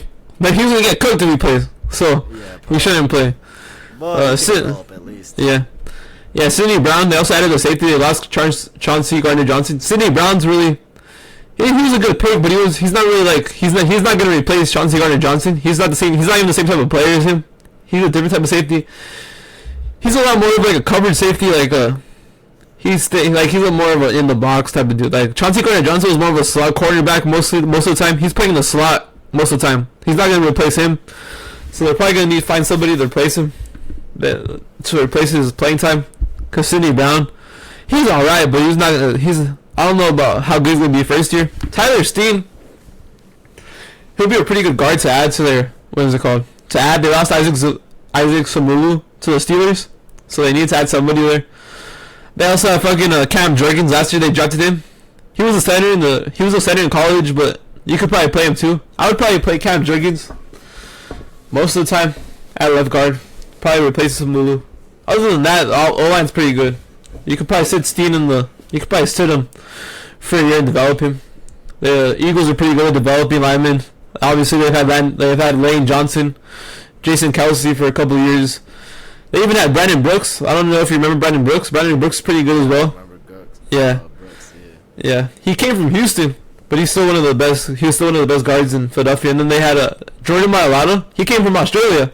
I don't even know if he was drafted. I don't think he was drafted. Oh, wow, that's crazy. Yeah. So he actually performed for them too. Yeah. Yeah, he's a pretty good starter left tackle for them. So yeah, you could probably develop Sidney Brown. But yeah, obviously, Keely Ringo's a pretty good value pick. But yeah, Jalen Carter and Nolan Smith were difference makers. Yeah, Nolan Smith's really gonna have some development. Yeah, Jalen Carter's pretty. Yeah, Jalen Carter you can start day one, but yeah, he's obviously you can start him day one. Nolan Smith, he probably needs more development, at least a little bit of development. But I would trust Philadelphia to develop him. He could probably be your Son Reddick replacement when Son Reddick's gone. Yeah. So yeah, I don't know how many you don't know how many more years you're gonna get from like elite from Son Reddick. Yeah, so even if Son Reddick still continues to be good, you can play Nolan Smith on the other side. So he doesn't even have to be the replacement. So you can just exactly. Yeah, Jalen Carter definitely needs to replace Fletcher Cox though. Because Fletcher Cox, he's not very good. He's still good, but it's not like I don't know why I say he's not very good. He's not as good as he used to be. That's what I meant to say. He's still alright, but he's not as good as he used to be. And he also drafted Jordan Davis, so pretty good. Yeah, obviously I gave him an A+, so obviously I like the draft, but yeah, pretty good draft. Also, they were able to pick up DeAndre Swift. Oh yeah, I forgot about that one. Yeah, they traded for DeAndre Swift. I forgot what it was. It was like a 4th round pick in next year's draft. Nothing crazy. Yeah. I think it was like a 5th in this year's draft and a 4th in 2025. So it was a pretty good trade. Yeah. It wasn't even 2024, bro. It was 2025. Yeah. I'm not too high on Swift, but if you got him for that little, it's really not that bad of a deal. Yeah. Swift. They were so able to get their running back too. Yeah. Because they weren't able to draft one, but yeah. Right there, you got Swift like for basically nothing. Yeah. So even if it doesn't work out, it doesn't really matter. You didn't give up much, so. Yeah, and I'm pretty sure his year's already expiring too. Yeah. He drafted in 2020, so this is his 4th year. Yeah. Yeah. You know what sucks for the Lions is that they drafted him over Jonathan Taylor. Oh yeah. Yeah, but I remember watching that. I'm like, damn. They really took. You know when I was watching it, but I'm like, damn. I thought Taylor for sure was like the clear-cut number 1 in that class. Somehow Clyde, I think it was Clyde got taken that year too, at 30. Clyde got taken, and Swift got taken. I'm like, god damn. I thought for sure I thought Taylor was a clear-cut number 1. I thought Taylor might have gone 1st round, but nobody wanted to take it. I'm glad he fell to Indy though. Yeah, that was pretty good for you guys. But yeah. Probably after the first one, we'll probably have a little bit different. Number 2, I'm gonna have Pittsburgh. Pittsburgh, I really like their draft. I like their value a lot. Some of their players, they're still gonna need development, but I like the value that they got some of their picks. Georgia offensive tackle Broderick Jones, they traded up for him. Obviously, he still needs a lot of development. I don't know how good he's gonna be day one, but eventually, if you know how to develop him, he can be a key cornerstone in your tackle. I left tackle right there for you. And Joey Porter. They have Joey Porter Jr. They got that pick from trading Chase Claypool, so it's an A+ move right there. A+ move. You trade Chase Claypool for Joey Porter Jr. Yeah, obviously. I don't know what the Bears were doing, but I guess. So yeah, Pittsburgh. They got Joey Porter Jr. A pretty good pick right here for them. I don't know about a steal. Maybe a steal for some people. I could see. I know. I can see why he fell. So I'm not really gonna say it was like a huge. I'm not gonna say it was like a huge steal or some shit. Like it was like fucking. I'm not gonna be like, oh my gosh, I can't believe he fell at 32. I'm not gonna be like that, but it was pretty good. I didn't see him getting past the 1st round, to be honest. Yeah. Technically, I definitely saw him getting taken over damn Forbes. Oh yeah, over Forbes, yeah, over Forbes for sure. Yeah. But like him, the most, yeah, Forbes would probably be the most. Like I could see him and Deontay Banks being interchangeable, but I said that before the draft too, so I'm not just being like biased to the Giants or some shit. I said it before on our mock draft, but I'm just making that clear, so I'm not just being biased. But yeah. I could see it. I didn't see Forbes coming out of there, so yeah, that was pretty interesting right there. But yeah, Joey put he wasn't like some like huge steal, but he fell a little bit. I thought he was gonna be a first round pick too. So he was technically a first round pick. He was pick number 32, so technically, but he was drafted in the second round. Yeah. But yeah, and their second pick in the second round, they got Keanu Benson. To me, he was like my third D tackle, and they got him at 49. It's pretty good. I probably would have him like that top 40 prospect, maybe in top 30. To be honest with you, he's pretty good. He can start day one. But yeah, they're bringing in some more Wisconsin guys. They got TJ Watt from Wisconsin. Maybe this will work out too. This is gonna be good. The first, like, these picks, they really do good. Then in the fourth round, they didn't even trade up or anything. They got Darnell Washington in the fourth round. This was probably a steal. That's crazy, bro. In the fourth? Yeah, in the fourth round. So, actually, no. They got him with a comp pick, like the fucking extra picks. Oh, yeah. So technically, I guess it was a third round pick, but it was basically a fourth. Basically, a fourth. Yeah, they still stole him. But yeah. Yeah, I also understand why he fell, but I don't know why he fell this far. Falling this far is pretty crazy. But yeah. I could have understood it if he fell at the beginning of the third round, maybe even late second. But almost to the fourth is pretty crazy. The only reason I can see why you didn't want to take him is because he has knee problems. He's pretty big. He's 6'7", so obviously that's all you're gonna have problems with your knees. He's had some knee injuries in college.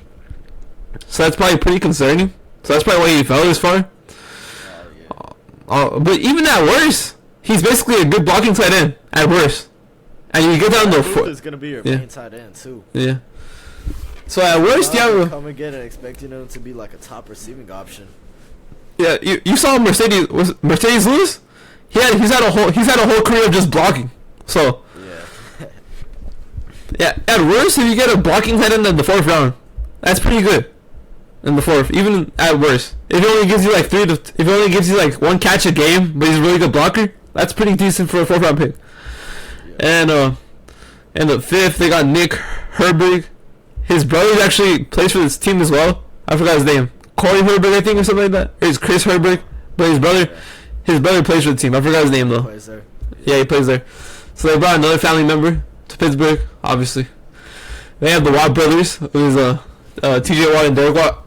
And they play in Pittsburgh, and then obviously Joey Porter Jr. coming in, playing for the same team as his dad, and Nick Herbig coming to play with his brother. And then that's what's a Corey Trice Jr. This is a big steal to me. The cornerback from Purdue. I thought he was gonna go he went pick 241. I thought he was gonna go pick at least. I thought he was gonna get at least picked in the top 100, and he fell to 241. Yeah. Pretty. See, people liked him at cornerback a lot, but I think he might play safety in the NFL. So, but I really like Corey Trice Jr. So that's a pretty good steal. Another steal for them. Then Spencer Anderson. I really don't know much about him, but they took him. But yeah, I really like Pittsburgh's draft. I'll probably give him maybe an A+. It's like, I don't know. I'll probably stick with an A. I don't think that is as good of a draft as the Eagles did, but probably an A.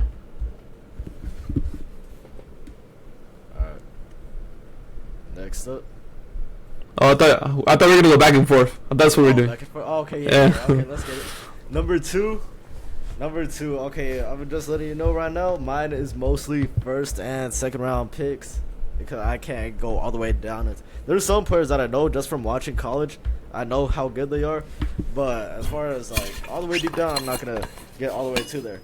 So number two, I actually got a surprise. Well, it might not be a surprise team.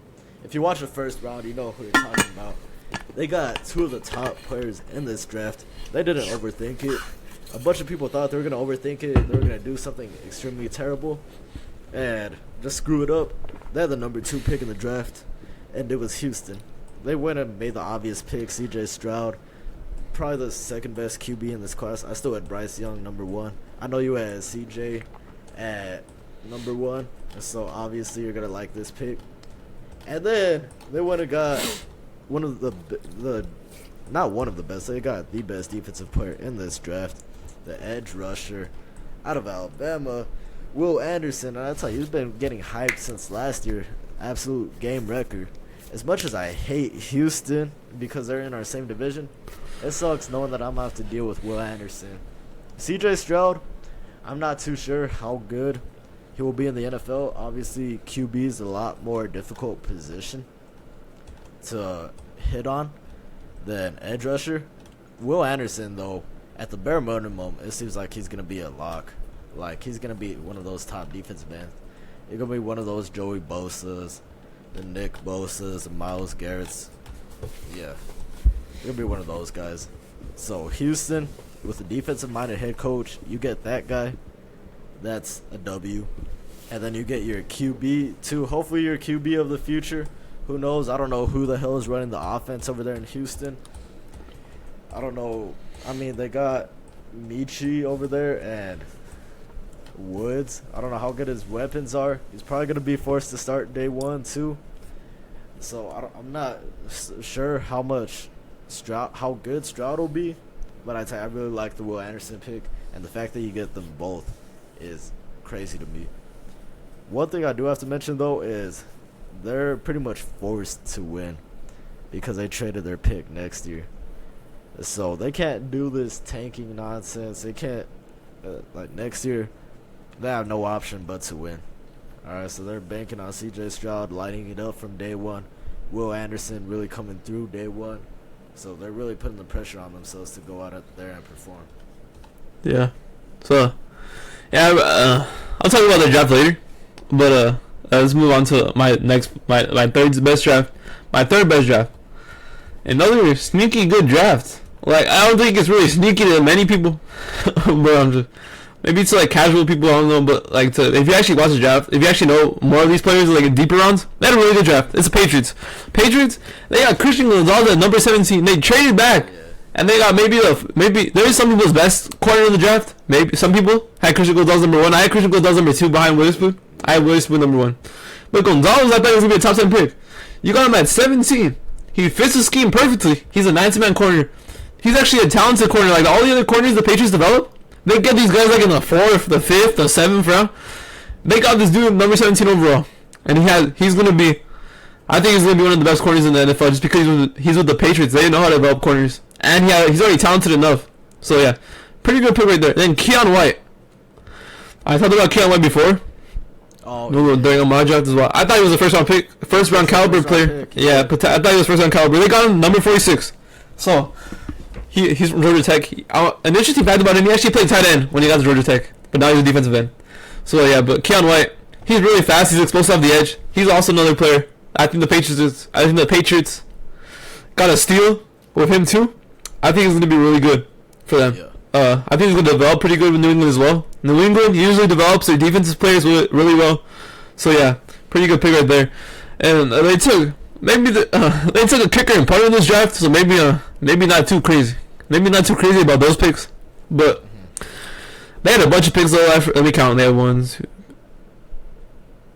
had like 12 picks in this draft, so you can afford to take a kicker and a punter if you have that many picks. But yeah, they also got Jake Andrews, number 7, 107 overall. Pretty good pick right there. Center, he was one of I think I had him like at my third best center. I think in this draft I was really high on him actually. I really liked him a lot. I did a lot of scouting in the centers. Got the Giants where he got dropped with. Yeah. So I scouted them a lot. Jake Andrews, yeah. Jake Andrews I really liked a lot too. I forgot I skipped over Marty Mapu. Marty Mapu is he's like a fucking athletic freak. So. Yeah, he wasn't that insane in coverage in Sacramento State, so I don't know how good he's gonna be in the NFL. But he's an athletic freak. So if New England can somehow get him going, that's another steal of a pick. And then a late round pick, Kayshon Boutte. Kayshon Boutte, he was projected to go first round last year, but last year in LSU he kind of had like a mediocre season. He also had some character issues too going into the draft, off the field issues. So that's why he fell all the way to 180. I don't know why he fell to 187. Though that's pretty low. It went from first rounder to 187. Yeah, maybe he should have been maybe like in the 125 range or 100 range, maybe around there. I don't think 187. 187 seems kind of disrespectful to me. Yeah. And then what is he called? They took Isaiah Bolden also out of Jackson State. He was the only player from an HBCU to get drafted. I'm not talking about him because of that though. I actually think he's pretty good, but I think people just didn't draft him because he comes from an HBCU. They really don't play that much like talented teams, so maybe that's why. Yeah. But he was pretty good. He was pretty good. I think he should have been drafted higher too. I think there's a couple of Jackson State players that got drafted higher, but I think teams are scared to draft him because of they didn't play any talented teams or talented players that much. So I think that's why. But Isaiah Bolden, also another good corner. And Bryce Behringer actually is a pretty good punter. Okay, I'm not gonna give him that. He's a punter, but he comes from Michigan State. He's pretty good. He's probably the best punter in this draft class. So I guess if you really like him that much, you draft him. He's pretty good. He's a punter at the end of the day. So it's not like you're getting some fucking huge steal. He's a punter. Yeah, that's facts. Yeah. But he's still. You get the best punter though. It's somebody you could keep around for 10 years. Yeah. So. Yeah, they also got. I don't know much about Chad Ryland as a kicker from Maryland. I don't know much about him. But if you draft him in the draft, he's probably pretty good. There's actually a couple of kickers drafted. Like, I'm pretty sure the 49ers took a kicker as well. So maybe. Yeah. If you draft a kicker, that means they have to be good. I forgot what's his name. Didn't the Bucks take a kicker like in the second round 1 year? I'm pretty sure they did. I forgot his name though. It was the Raiders. Oh, the Raiders. No, I'm pretty sure the Bucks took one like a couple years ago. I forgot his name. Actually? I forget. I think they took one. He's still in the league. I think he plays for the Bears now. I forgot his name though. It didn't work out for the Bucks. Nah, he's a second round pick. He was terrible for the Bucks, but he was able to save his career in Chicago though. So pretty good. Yeah, I forgot his name though. But I remember he was terrible for the Bucks. The Bucks cut him like midway season. His rookie year. Shit, yeah, just a wasted pick right there. Yeah, wasted pick for them. I guess he got his career though. Worked out in Chicago for him. But yeah, I really like the Patriots drafts. Yeah, number 3. No, I actually had the exact same number 3 because of Christian Gonzalez. Like you said, he's a man-to-man corner, and the Patriots they developed their 4th round guys. Bro, imagine what they're gonna do with Christian Gonzalez. He's already built to play right now. He's already built to perform right now. And then I tell you, just slide him right in, and bro, he's gonna be one of the top guys. Usually, for some reason, the Patriots, their corners are always the best in the league. They had Gilmore, then they had Jackson, even the other guy, Jonathan Jones, been playing pretty good for them too. So now you get Christian Gonzalez. He's got all the physical abilities. His family, bro, he comes from like a family of like just crazy like Olympians and stuff. It's insane. Like I'm pretty sure his sisters are track stars. His dad is like 6'8". I forgot what he did, but yeah, bro, he's already got like, bro, top like elite genetics already. And then I tell you, we put him in with the Patriot system. It was pretty funny too. They're able to trade back behind Washington. They're able to trade from where they're at behind Washington, who took a corner, and still be able to land Gonzalez. I gotta tell you, this is probably a top 10 pick. Every time I had him mocked, usually he went inside my top 10, at the very least top 15. And then yeah, they were able to snag him up, pretty much a steal right there. You had brought up Keon White too. I don't really know too much about him, but I remember what you were telling me. Like, yeah, he was a potential first round edge rusher. So I'll tell you, snag him up in the second round. Great pick. You boost up that defense a lot. And it's crazy too, because I saw a lot of people hating on the Patriots for not getting Mac Jones some more wide receivers because their offense was abysmal. I think they had a great draft, bro, in my opinion. I think the receivers are fine, to be honest with you. I think they still have like just Matt Patricia and Joe Judge that made the offense horrendous. They still got Hunter Henry too. Defense, yeah, they still got Hunter Henry. They added Juju. Juju's a fucking upgrade over any receiver they had last year, so I don't know why they're complaining. Yeah. Oh yeah. Also, Kendrick Bourne, still have him. It's not. They have Devontae Parker. It's not the worst receiving core. It's not the best, but it's like, it's all right. You upgrade the center, yeah. Yeah. I tell you, Christian Gonzalez in this system has the potential to be like top 5 corners in this league, bro. I'm not even joking about that. He's got all the physical abilities already, bro. You put him in the Patriots, he's gonna develop pretty nicely. Gonna be that shutdown corner. Yeah, you're gonna be that shutdown corner for the Patriots. Just put him on number 1. he'll be up there with Sauce Gardner and whoever else develops in that time for sure. Yeah. Up there in the AFC East. Yeah, if I had to pick my 2 steals of the draft, it probably would have been Jalen Carter #1 and Christian Gonzalez #2. So yeah, it's pretty good. Yeah, for sure. Yeah. Pretty good draft for the I'd say Patriots. The sad part too is that they traded behind Washington, bro. Washington needed that, bro. Washington could have really used that. Yeah. And they took a guy. They Yeah. took a guy that wasn't even gonna be a first rounder. Yeah, they took Forbes, so yeah, I don't know. Forbes could have been a first rounder, but maybe at the end of the first round, not that high. But Yeah. yeah, I guess they can do what they want. I don't really give a shit about the Commanders, so they can You're continue. pretty happy that they took Yeah. Forbes over Gonzalez. Yeah, so all right, my number 14. You probably think I'm a homer, but I don't really think it's a homer because people have been giving them good draft grades. I've seen A+, I've seen A's.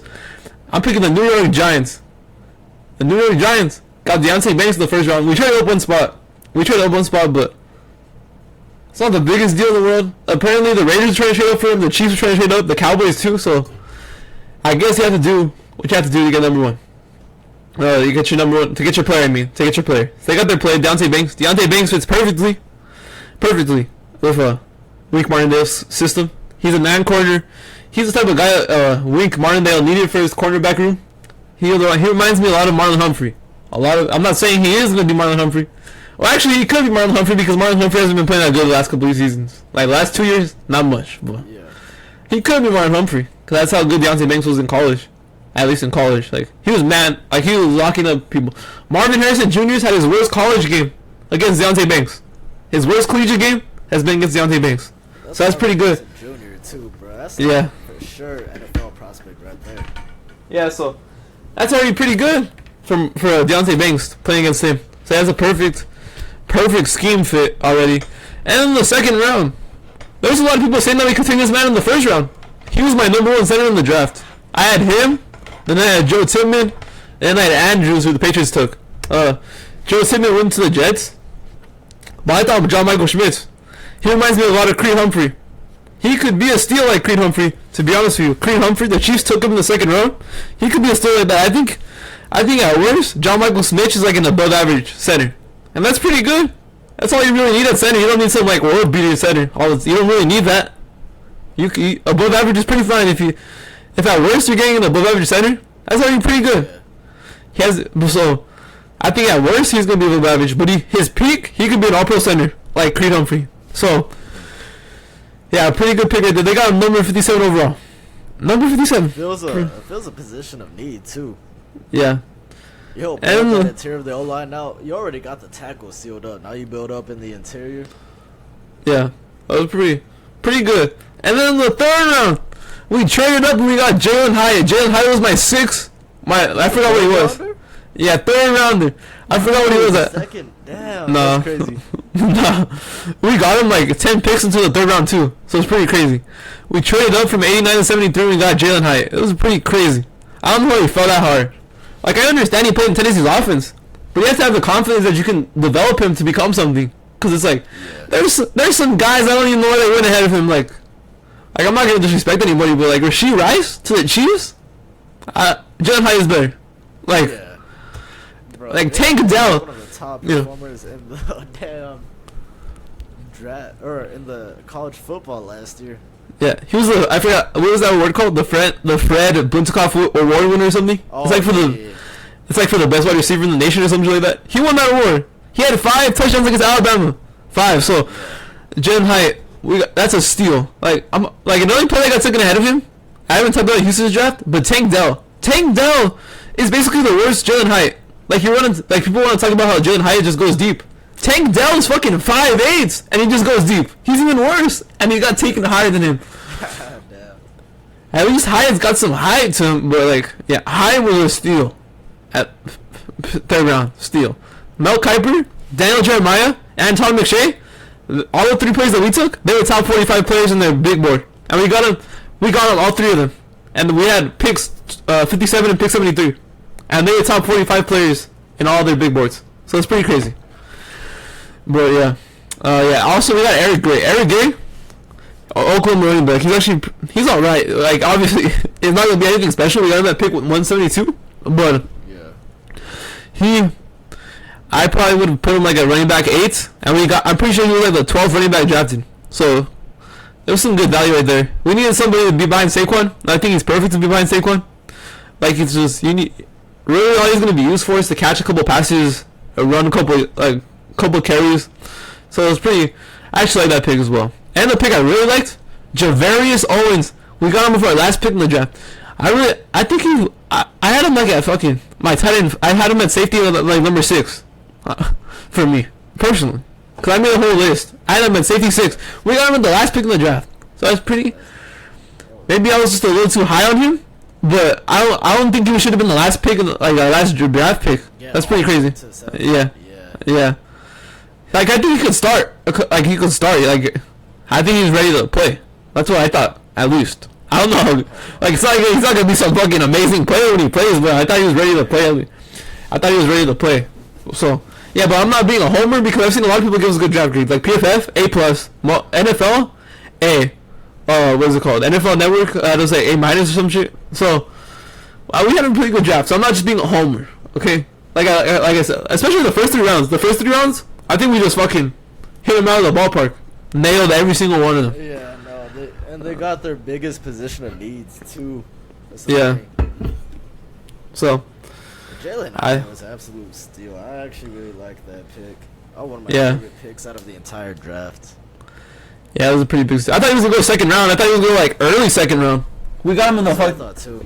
Yeah. I was thinking too. Pick 73 is pretty crazy. So even Cedric Tillman went the right after him. I thought he was gonna be a second rounder too. Cedric Tillman.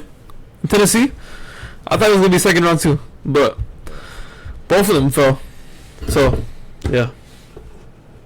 All right. So we're kind of lining up right here. I might be being a bit biased too. All right, I might be being a bit biased, but I really like the draft that the Indianapolis Colts had. All right, and this might I tell you, it might be me being biased.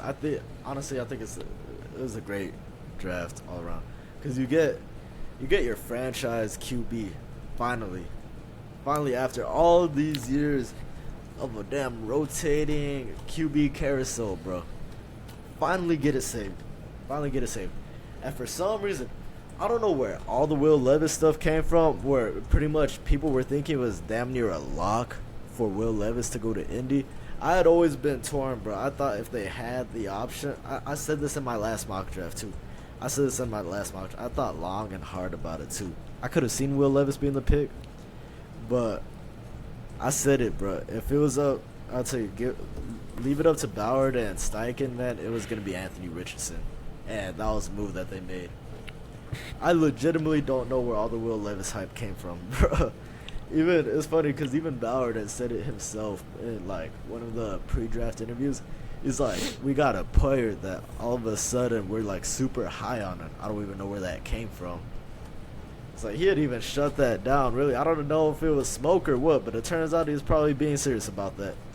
Apparently, bro, I tell you, he was damn near locked to go to Indy. Like, I was oblivious to it at the time because I didn't want to know any of that stuff. But then once it came out after the draft, it was like, damn, bro. Like, the sports book had Will Levis heavily favored. All the damn mock drafts had Will Levis going to Indy. I saw coming Anthony Richardson. From what I'm seeing, from what Jim Irsay's been saying, it's looking like he's going to start day one. I don't know if, I'd say, even Ballard said it's probably not going to be the prettiest thing throwing him out there day one. Yeah. Gotta give him time. Yeah, I wouldn't expect. Yeah. I'd probably expect another pretty, like, I don't think you guys are going to be that good again this year. I'd probably expect, like, I don't think, like, I love Richardson. You already know this. I love him, but I just don't think he's gonna be that good. I'll be surprised if he's that good in his first game because it's just, it's probably gonna be a very, very simple offense. Probably a lot of Jonathan Taylor again. The thing about Richardson though is that you could use him as a runner right from the start. You're gonna go out and throw 30 times a game. You're probably gonna only have like under 20 attempts, bro, per game. If I'm being honest, limit his attempts per game. Just run the hell out of the ball with him and Jonathan Taylor, and you could put up some solid production right away. I already saw Jim Irsay. He was like, yeah, the only way he's going to get better is if he plays. He said even Peyton started off terribly when he started. So he's not too worried about Anthony Richardson kind of like it not looking the prettiest from the start. It looks like they're going to be patient with him. So it could be the right move, possibly. I don't know how much you're going to learn from watching Gardner Minshew play. So I mean, I guess I can see it where it's coming from. But finally, the rotating door is over. Second round, we got Julius Brents, cornerback out of Kansas State. He fills a need, a huge need that we had at corner now. After trading away Stephon Gilmore, all we really have now is our nickel, Kenny Moore. We have Isaiah Rodgers. We drafted him. He was like a 6th-round pick years ago, like in 2019, 2020. He's been pretty solid, bro. I'm not going to lie.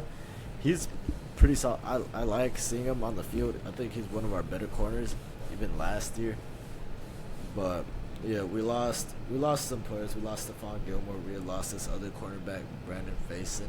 He wasn't really that good, but we needed another corner. Julius Brents, he's an athletic guy. I'd say he's got the physical abilities. He can line up with the taller receivers and stuff. So, like I said, Chris Ballard likes to draft off of trades, so it's like one of the perfect Chris Ballard moves. And then in the 3rd round, you get Josh Downs out of UNC, one of the best, most electrifying receivers in college football. He played in a pretty good offense down there with Drake May at UNC. So he's 5'8", but we could get some. I'd say we already have big receivers on the outside. Freaking, what's his name? Michael Pittman and Alec Pierce.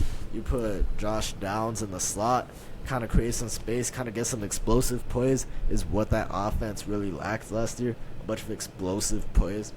Now you get that guy, kind of like our T.Y. Hilton, that little 5'8", 5'9" guy down there in the slot, but he creates plays, he makes things happen. That's what I'm most excited for.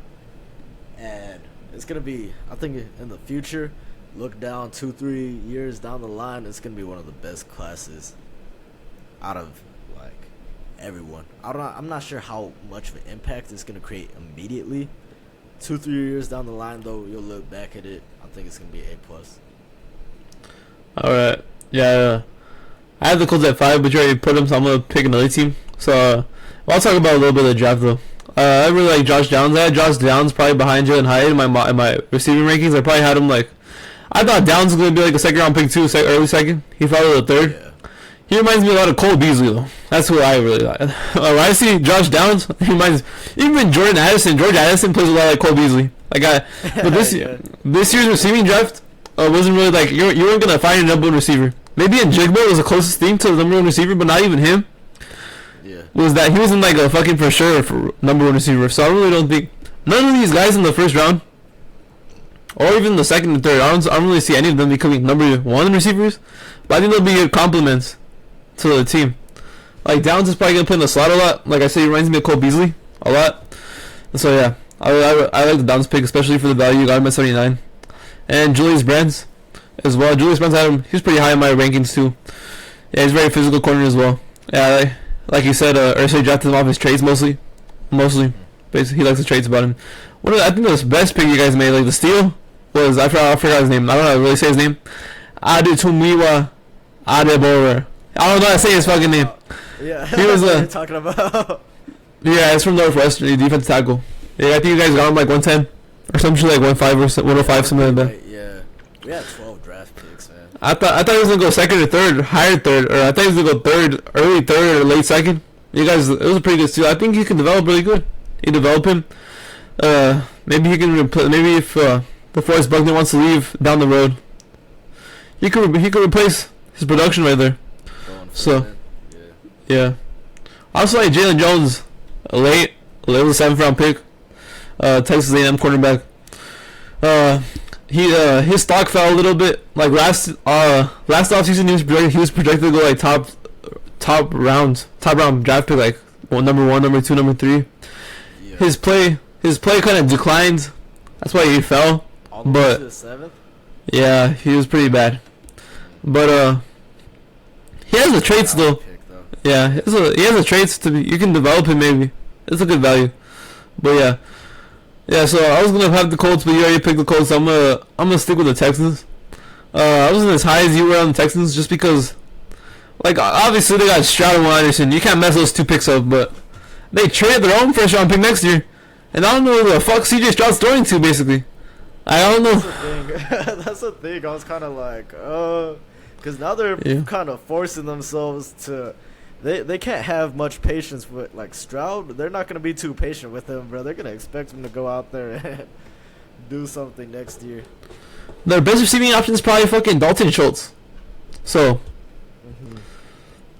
I don't really like any of the others. Maybe Michi. Yeah, you really don't know how Michi's gonna play though because he's coming from leukemia. So it's not like you can count on him. It's not like you're gonna like put that. You can't put that much pressure on him to be good.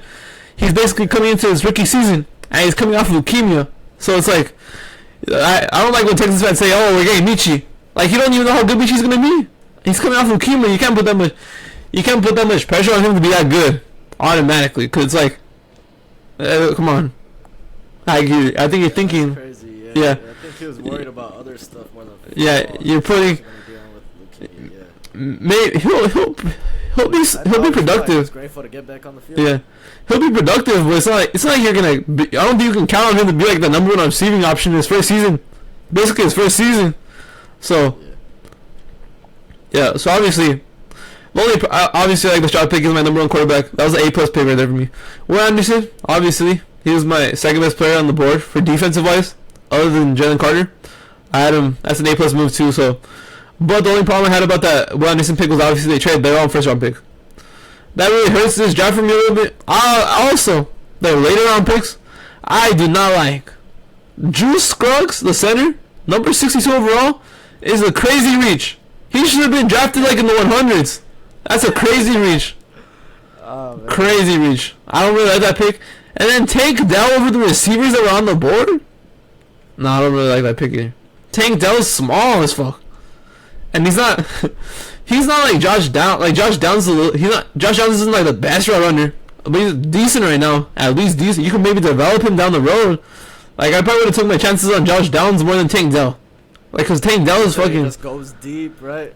Yeah, he's a deep threat too. He's fast and small. Like, I would have took Jalen Hyatt instead of fucking Tank Dell, but I would have even took Cedric Tillman over Tank Dell. I would have took a lot of players over Tank Dell. I was looking at Tank Dell, like, if the Giants stayed at 89, that's where I was thinking Tank Dell was going to go, maybe to the Giants at 89. They got him at 69, so it's not the worst player in the world. I just don't like he got overdrafted a little bit, maybe, just a little bit, like 10 picks he shouldn't have, probably 10 picks over where he should have gone. But it's not the worst move. Like, he's probably going to be like their 5th receiver, maybe. So I don't really like that. They got Jared Patterson. It's pretty alright. Xavier Hutchinson's actually a pretty good value pick. I actually really like his build. He's like 6'2" or some shit like that. He's 6'2", so he was actually pretty athletic at the combine. So I like that pick a little bit. Then Henry Tutu, linebacker for Alabama. That was pretty good value too. He got him 167. I was a little higher on him before. He was also like a first round pick last offseason, so pretty good value right there. Just right there. Yeah, Jared Patterson was good. I like Jared Patterson a lot more than Drew Scruggs. I don't really like Drew Scruggs. I think that was the worst pick that they had. I don't really like him that much. But yeah, I'll probably have the Colts like I have the Giants at A-, and I have the Colts at A- as well. Then I have the Texans at B+, probably. So yeah, they could have had an A. That what? So we're at 5 now, aren't we? Yeah, 5. Yeah, 5. Oh, okay, yeah. Okay, yeah, that makes sense then. Alright. Yeah. So, get to my number 5. This is... Oh, man, I don't know, man, because... Okay, there's 2 teams I'm kind of torn between number 5 right now. I would talk about Pittsburgh, but you already put Pittsburgh on, so you already did the thing about Pittsburgh. I would also give them like an A for the draft. I don't know, man. This might be a bit of a surprise. Shoot. I really like, for some reason, I like what Dallas did in the draft. I'm not too sure about Mozzie Smith, but I know Demarion Overshown. He was a pretty, bro. He was the best player on that Texas defense last year. I watched a lot of Texas, bro, and I know that Demarion Overshown, bro, this dude's gonna be a playmaker for them. I already know damn well he's gonna be a playmaker, inside linebacker, bro. The arm bandit, he's gonna be swagged out. He's gonna really help that defense a lot. Off ball linebacker, you add some depth there.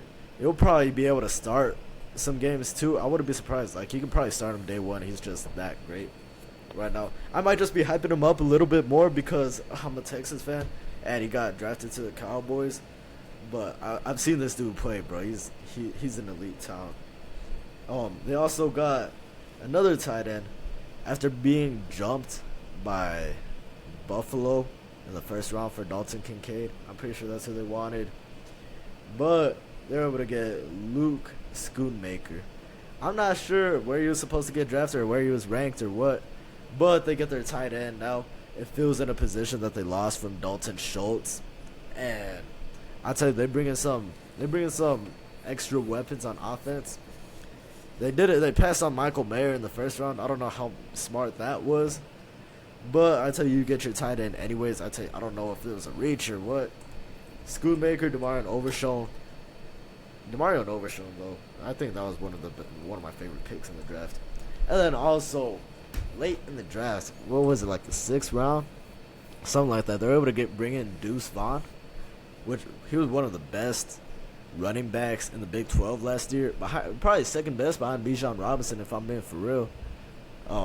Deuce Vaughn, yeah, apparently his dad's on the scouting team too, so that's got to be a good moment for them too.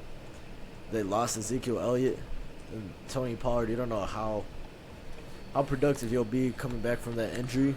You bring in Deuce Vaughn, even though he's like 5'5", that damn little bowling ball though. I'm pretty sure you could get some solid production out of him. Even though he's freaking tiny, that's the only thing about him. But he produced in college. I think he's gonna produce at the NFL level too. So I don't know how high other people were in Dallas's draft. For some reason, I think Demarion Overshown really pushed it up for me though. Demarion Overshown and Deuce Vaughn. I don't really know too much about Mozzie though. It's gonna sound like I'm completely hating on the Cowboys because I don't like them. But obviously, it's not. I'm not doing that though because of the Eagles. Okay, obviously, I'm not being biased. But to me, the Cowboys kind of like a mid draft. Like I'll probably give them like a B- kind of draft because Mozzie Smith was kind of like a fucking. To me, they just took him because they got fucked. To me, I don't like. I don't like when they just do that. Like when teams just. Because I saw them trying to pick which player they wanted. The Cowboys released footage of it, and it looked like they were fucking confused. They were all talking to each other, and they didn't know what to do. They almost took Steve Avila here. They were gonna draft a guard. It was either between him or Mozzie Smith. So they took Mozzie Smith. Obviously, Mozzie Smith's not a terrible player. I just don't like when a team jumps you and takes the player you want. That's what that really, it doesn't sit right with me right there. He's not a terrible player though, but it's not like. He's gonna play next to Michael Parsons, and DeMarcus Lawrence. So hopefully he's probably gonna have some production, but I don't know how good he actually is. But I was thinking Mozzie Smith was like a second rounder, early second, so it wasn't that high of a reach. It was a little bit of a reach, but it was a solid pick. That's why I'm not shitting on them completely, but like B-. B- is still like solid. So and Luke Schoonmaker, I really didn't like him that much, but I like the guy I liked a lot was I forgot his name. The Packers took him. Tucker Kraft? They should have drafted him. They got him. The Packers took 2 tight ends. And they took 2 tight ends that were better than the fucking Cowboys tight ends to me, personally. Yeah. Luke Musgrave and Tucker Kraft, I thought they were better than Schoonmaker. I thought Schoonmaker was going to go 3rd round. But they got him in the 2nd, so... I wasn't really too high on Schoonmaker. Overshown, nice pick. That was good value. This is actually probably where he should have gone. 90, that's probably where he should have gone. So it's not like... It wasn't too much. It wasn't like a steal or it wasn't a reach. It's a good value. You got him where you should have gone. Deuce Vaughn, yeah, I like Deuce Vaughn too. It's just the only problem I have with his build in the NFL level. I don't know how good he's gonna be. So it's pretty small. That's why he's fouled this late in the draft, just because of his build. Yeah. Like 5'5". Yeah, he's short as fuck. So yeah, he also weighs very little. So yeah, a lot of I just didn't really like him that much because of his build. Obviously, he performed at the college level. Although he was pretty good in college, but it's just I don't know how good his build's gonna. I don't know how good he's gonna be. I don't know how long I don't know how capable he's gonna be injury wise in the NFL, being at that height and being at that weight. So it was a good pick though, 6th, 7th round basically. Obviously, pretty good pick. You got a running back too, yeah. Yeah. You don't, who's their number 2 behind Pollard right now? No, but I don't think they had anybody. So yeah, so that's why it makes sense for them to pick up Deuce Vaughn. That's a great pick. they actually said they might bring Zeke back. So maybe Zeke's Zeke's not finding anywhere else to go. So that'd be funny after all the thank you Zeke stuff that they're all posting just to bring him back. Yeah. So yeah, I'm not. They had like a alright draft, like B minus. Yeah, B minus. I was really high. Yeah, I tell you, I think it was a Demarion Overshown pick. I don't know. I'm like really high on that one, because I think he could come in and make an immediate impact from the start. Yeah, I like that pick. That's pretty good value for where they got him. That's probably where he should have gone. That was pretty good. Yeah, I just don't like. It just didn't sit right with me when you get traded up and they take your player, because it doesn't sit right with me. Yeah. Because to me that tells me that you just got the second best player on your board basically of who's gonna be there. So I don't really like that. I like when they get the guy. And then Playmaker I really don't like that much either. So he's well, actually no, it's gonna be a different offense. It's not Kellen Moore. Yeah. Nah. McCarthy offense.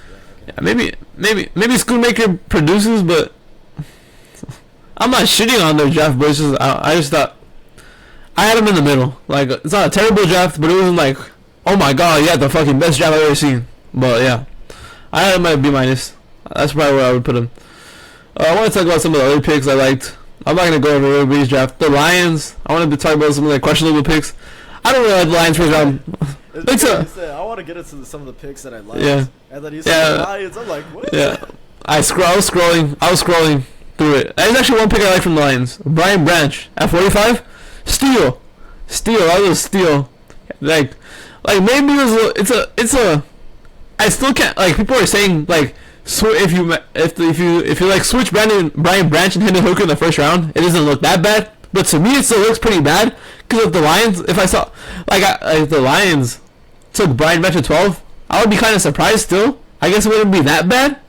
So like if you switch Brian Branch and Gibbs, I would still be pretty surprised. So it's not like Hendon Hooker at 18, I'm still being surprised. So it's not like, especially if they took him over Will Levis too. Yeah, so I really don't like that logic of just switch their picks, because maybe Brian Branch, maybe if you switch Brian Branch to 18, maybe it looks a little bit better. But like, you took Sam Laporta over Michael Mayer. That was pretty questionable to me. So, Sam Laporta's not bad. Like, Sam Laporta produced more in college, but I don't really like going after the players that produce more in college. I like the players. Like, obviously, there's gonna be some players that have like the good potential and they produce good in college. But I like Sam Laporta. I don't know really where his potential is. Like Michael Mayer he was not as good as in college, but he has the potential to be better, like way better. Sam Laporta's ceiling, I really don't know where it's at. I don't really think it's that high. So I don't really like that pick that much. It's all right, but it's just like I would prefer Michael Mayer there. Hendon Hooker in the 3rd round. All right, that's pretty good. You probably have to play him next year if this pick's gonna be anything, because he's 26 years old already. Basically, he's gonna be 27 next year. So the only way he plays is if Jared Goff plays like trash. Oh yeah, I'm talking about next year. I'm talking about next year though, because next year Goff's a free agent. So the only way this pick ever becomes useful is if you start him next year, which I don't even know the Lions are gonna start him next year. Maybe they do, maybe they don't. But seeing that it's a 3rd rounder though, I don't really know how high they actually are on him. I think I don't know. This player available on the board. It might be like a Malik Willis situation where he was just the best player available on the board. He was supposed to be a 1st round guy, and somehow he fell to the 3rd round. It's like, oh, you know what? Might as well take him because he's here. But nobody else wanted him. Let's just take him right now. See what we can get out of him. It's probably like that. If they can find a better QB next year, or year after, I think they would hop on it. I just think, to me, that's what a third round pick signifies. A third round QB is that they aren't really super sold. Because if they were, they would have taken him at 18. Yeah, that's true. But I just yeah, I don't like that logic though, because like if he's the best player available, but if you don't ever plan on using him, or if you don't believe in him that much, it's kind of a waste of a pick to me. Because of like it's a third round, it's a high third rounder, it's pretty valuable. So it's not like you can get a good player out of there. So it's kind of like I don't really like the pick that much, because I don't think they're planning on using him at all, to be honest with you. Unless not even next year. I think if Goff plays good this year, like I think he is, he's probably gonna be a starter again next year. They'll probably re-sign him. Yeah. So yeah, kind of maybe he comes out of nowhere, maybe like Dak Prescott did. So maybe you never know, but it's like I don't know. And then Brian Branch. And apparently they think Jahmyr Gibbs is the next Chris Johnson. So apparently. I think they got an upgrade running. They got seen the video of them when they took Jahmyr Gibbs. Oh yeah, I saw. The Lions room, they were all going crazy about that. I'm like, oh man. Yeah. Jahmyr Gibbs is an upgrade over Swift and Williams. Just to make that clear, I don't care how many touchdowns Williams had. Williams is not that good of a running back. Okay, like he's good, he's all right, but it's just like Gibbs is probably an upgrade already. Okay, probably. Yeah. If I think the way he's gonna play in the NFL, he's probably an upgrade already. So, Montgomery. If you just look at Montgomery's running back talent, they probably have a better running back room right now than they did last year.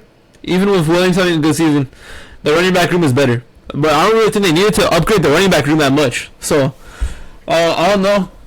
They upgraded for sure, but I don't know if it was useful. Because you could have probably just re-signed Williams and had Swift again, and that would have been fine. But now they have a totally different running back room. Totally different. It's Gibbs and Montgomery now, so. See how that works. Campbell, I wasn't really high on this pick. I had him I thought he was gonna be like a third rounder. So he also produced good in college. So the Lions were drafting more for how they produced in college than what their potential could be. So maybe Campbell's a good fit in their defense, but I thought maybe later in the draft, not in the first round. But yeah, I guess. But yeah, Brian Branch. Yeah, that's probably my favorite pick from the Lions. Solid move. Yeah. He could have gone 18. Yeah. I also like the Broncos draft. The Broncos had a pretty good draft for the picks they had.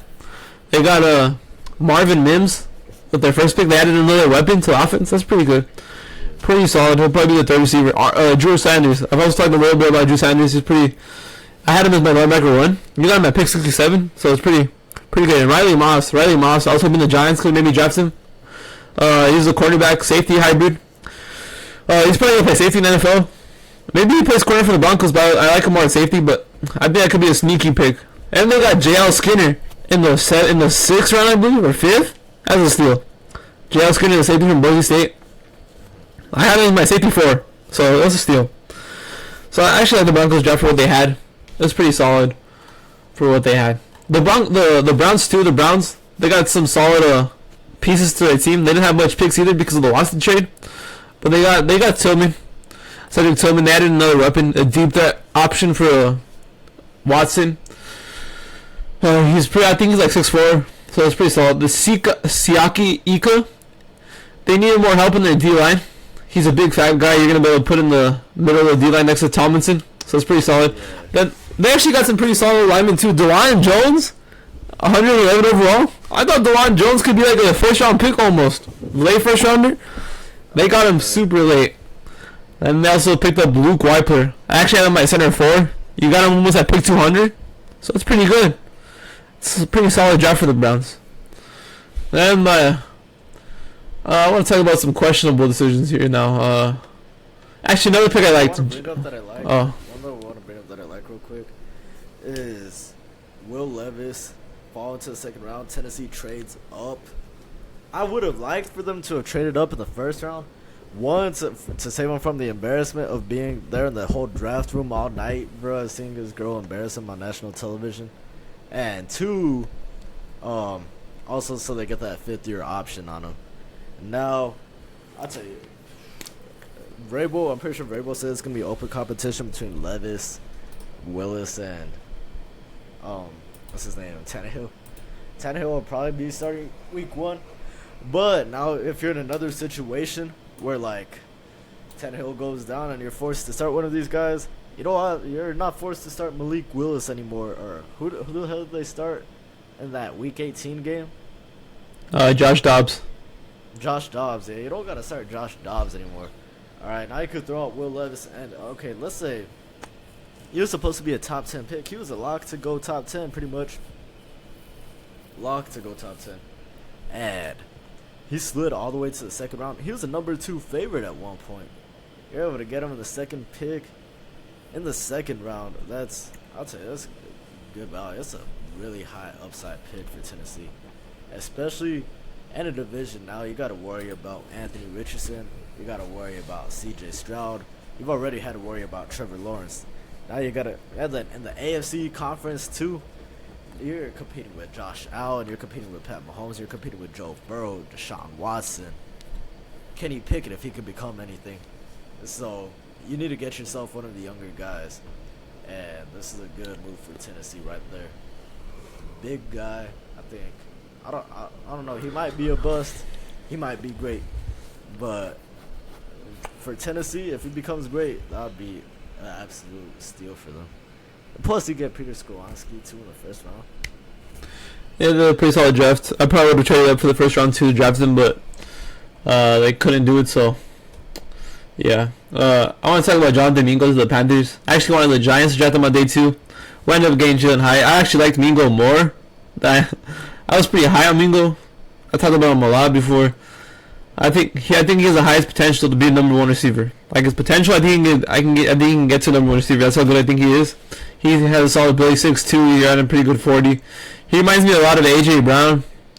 I actually like Ole Miss receivers. Obviously, they hit with DK Metcalf and AJ Brown. And then Elijah Moore is pretty solid in college. He really hasn't had a chance to play in the pro level much with a solid quarterback. So let's see how he does with the Browns. But I actually like Mingo a lot. Some people didn't really like Mingo that much, but I really like him. That's pretty good to me. So pick 39, that's pretty good value for him. I really like that. And then the Bills, they got Osiris Torrance in the second round. I thought it was gonna go higher than that. He almost got drafted to the third round. It's pretty solid. They needed some line help, and they got it here with Osiris Torrance. And obviously they got Dalton Kincaid in the first. They're gonna run a lot more 2 tight end set with him and Knox. So we'll see how that goes. But yeah, that's pretty much all I wanted to talk about in this draft. Not much more to say. Obviously, we can sit here forever and talk about everybody's draft, but we'll be here forever. It's already been a while. Yeah. Yeah, I think we're good now, right? Yeah, no, we're good. Yeah, we're good. Man, so that's gonna conclude it for today's episode. Hope y'all enjoyed. Don't forget to like, share, and subscribe. And we'll see y'all next time. Peace out.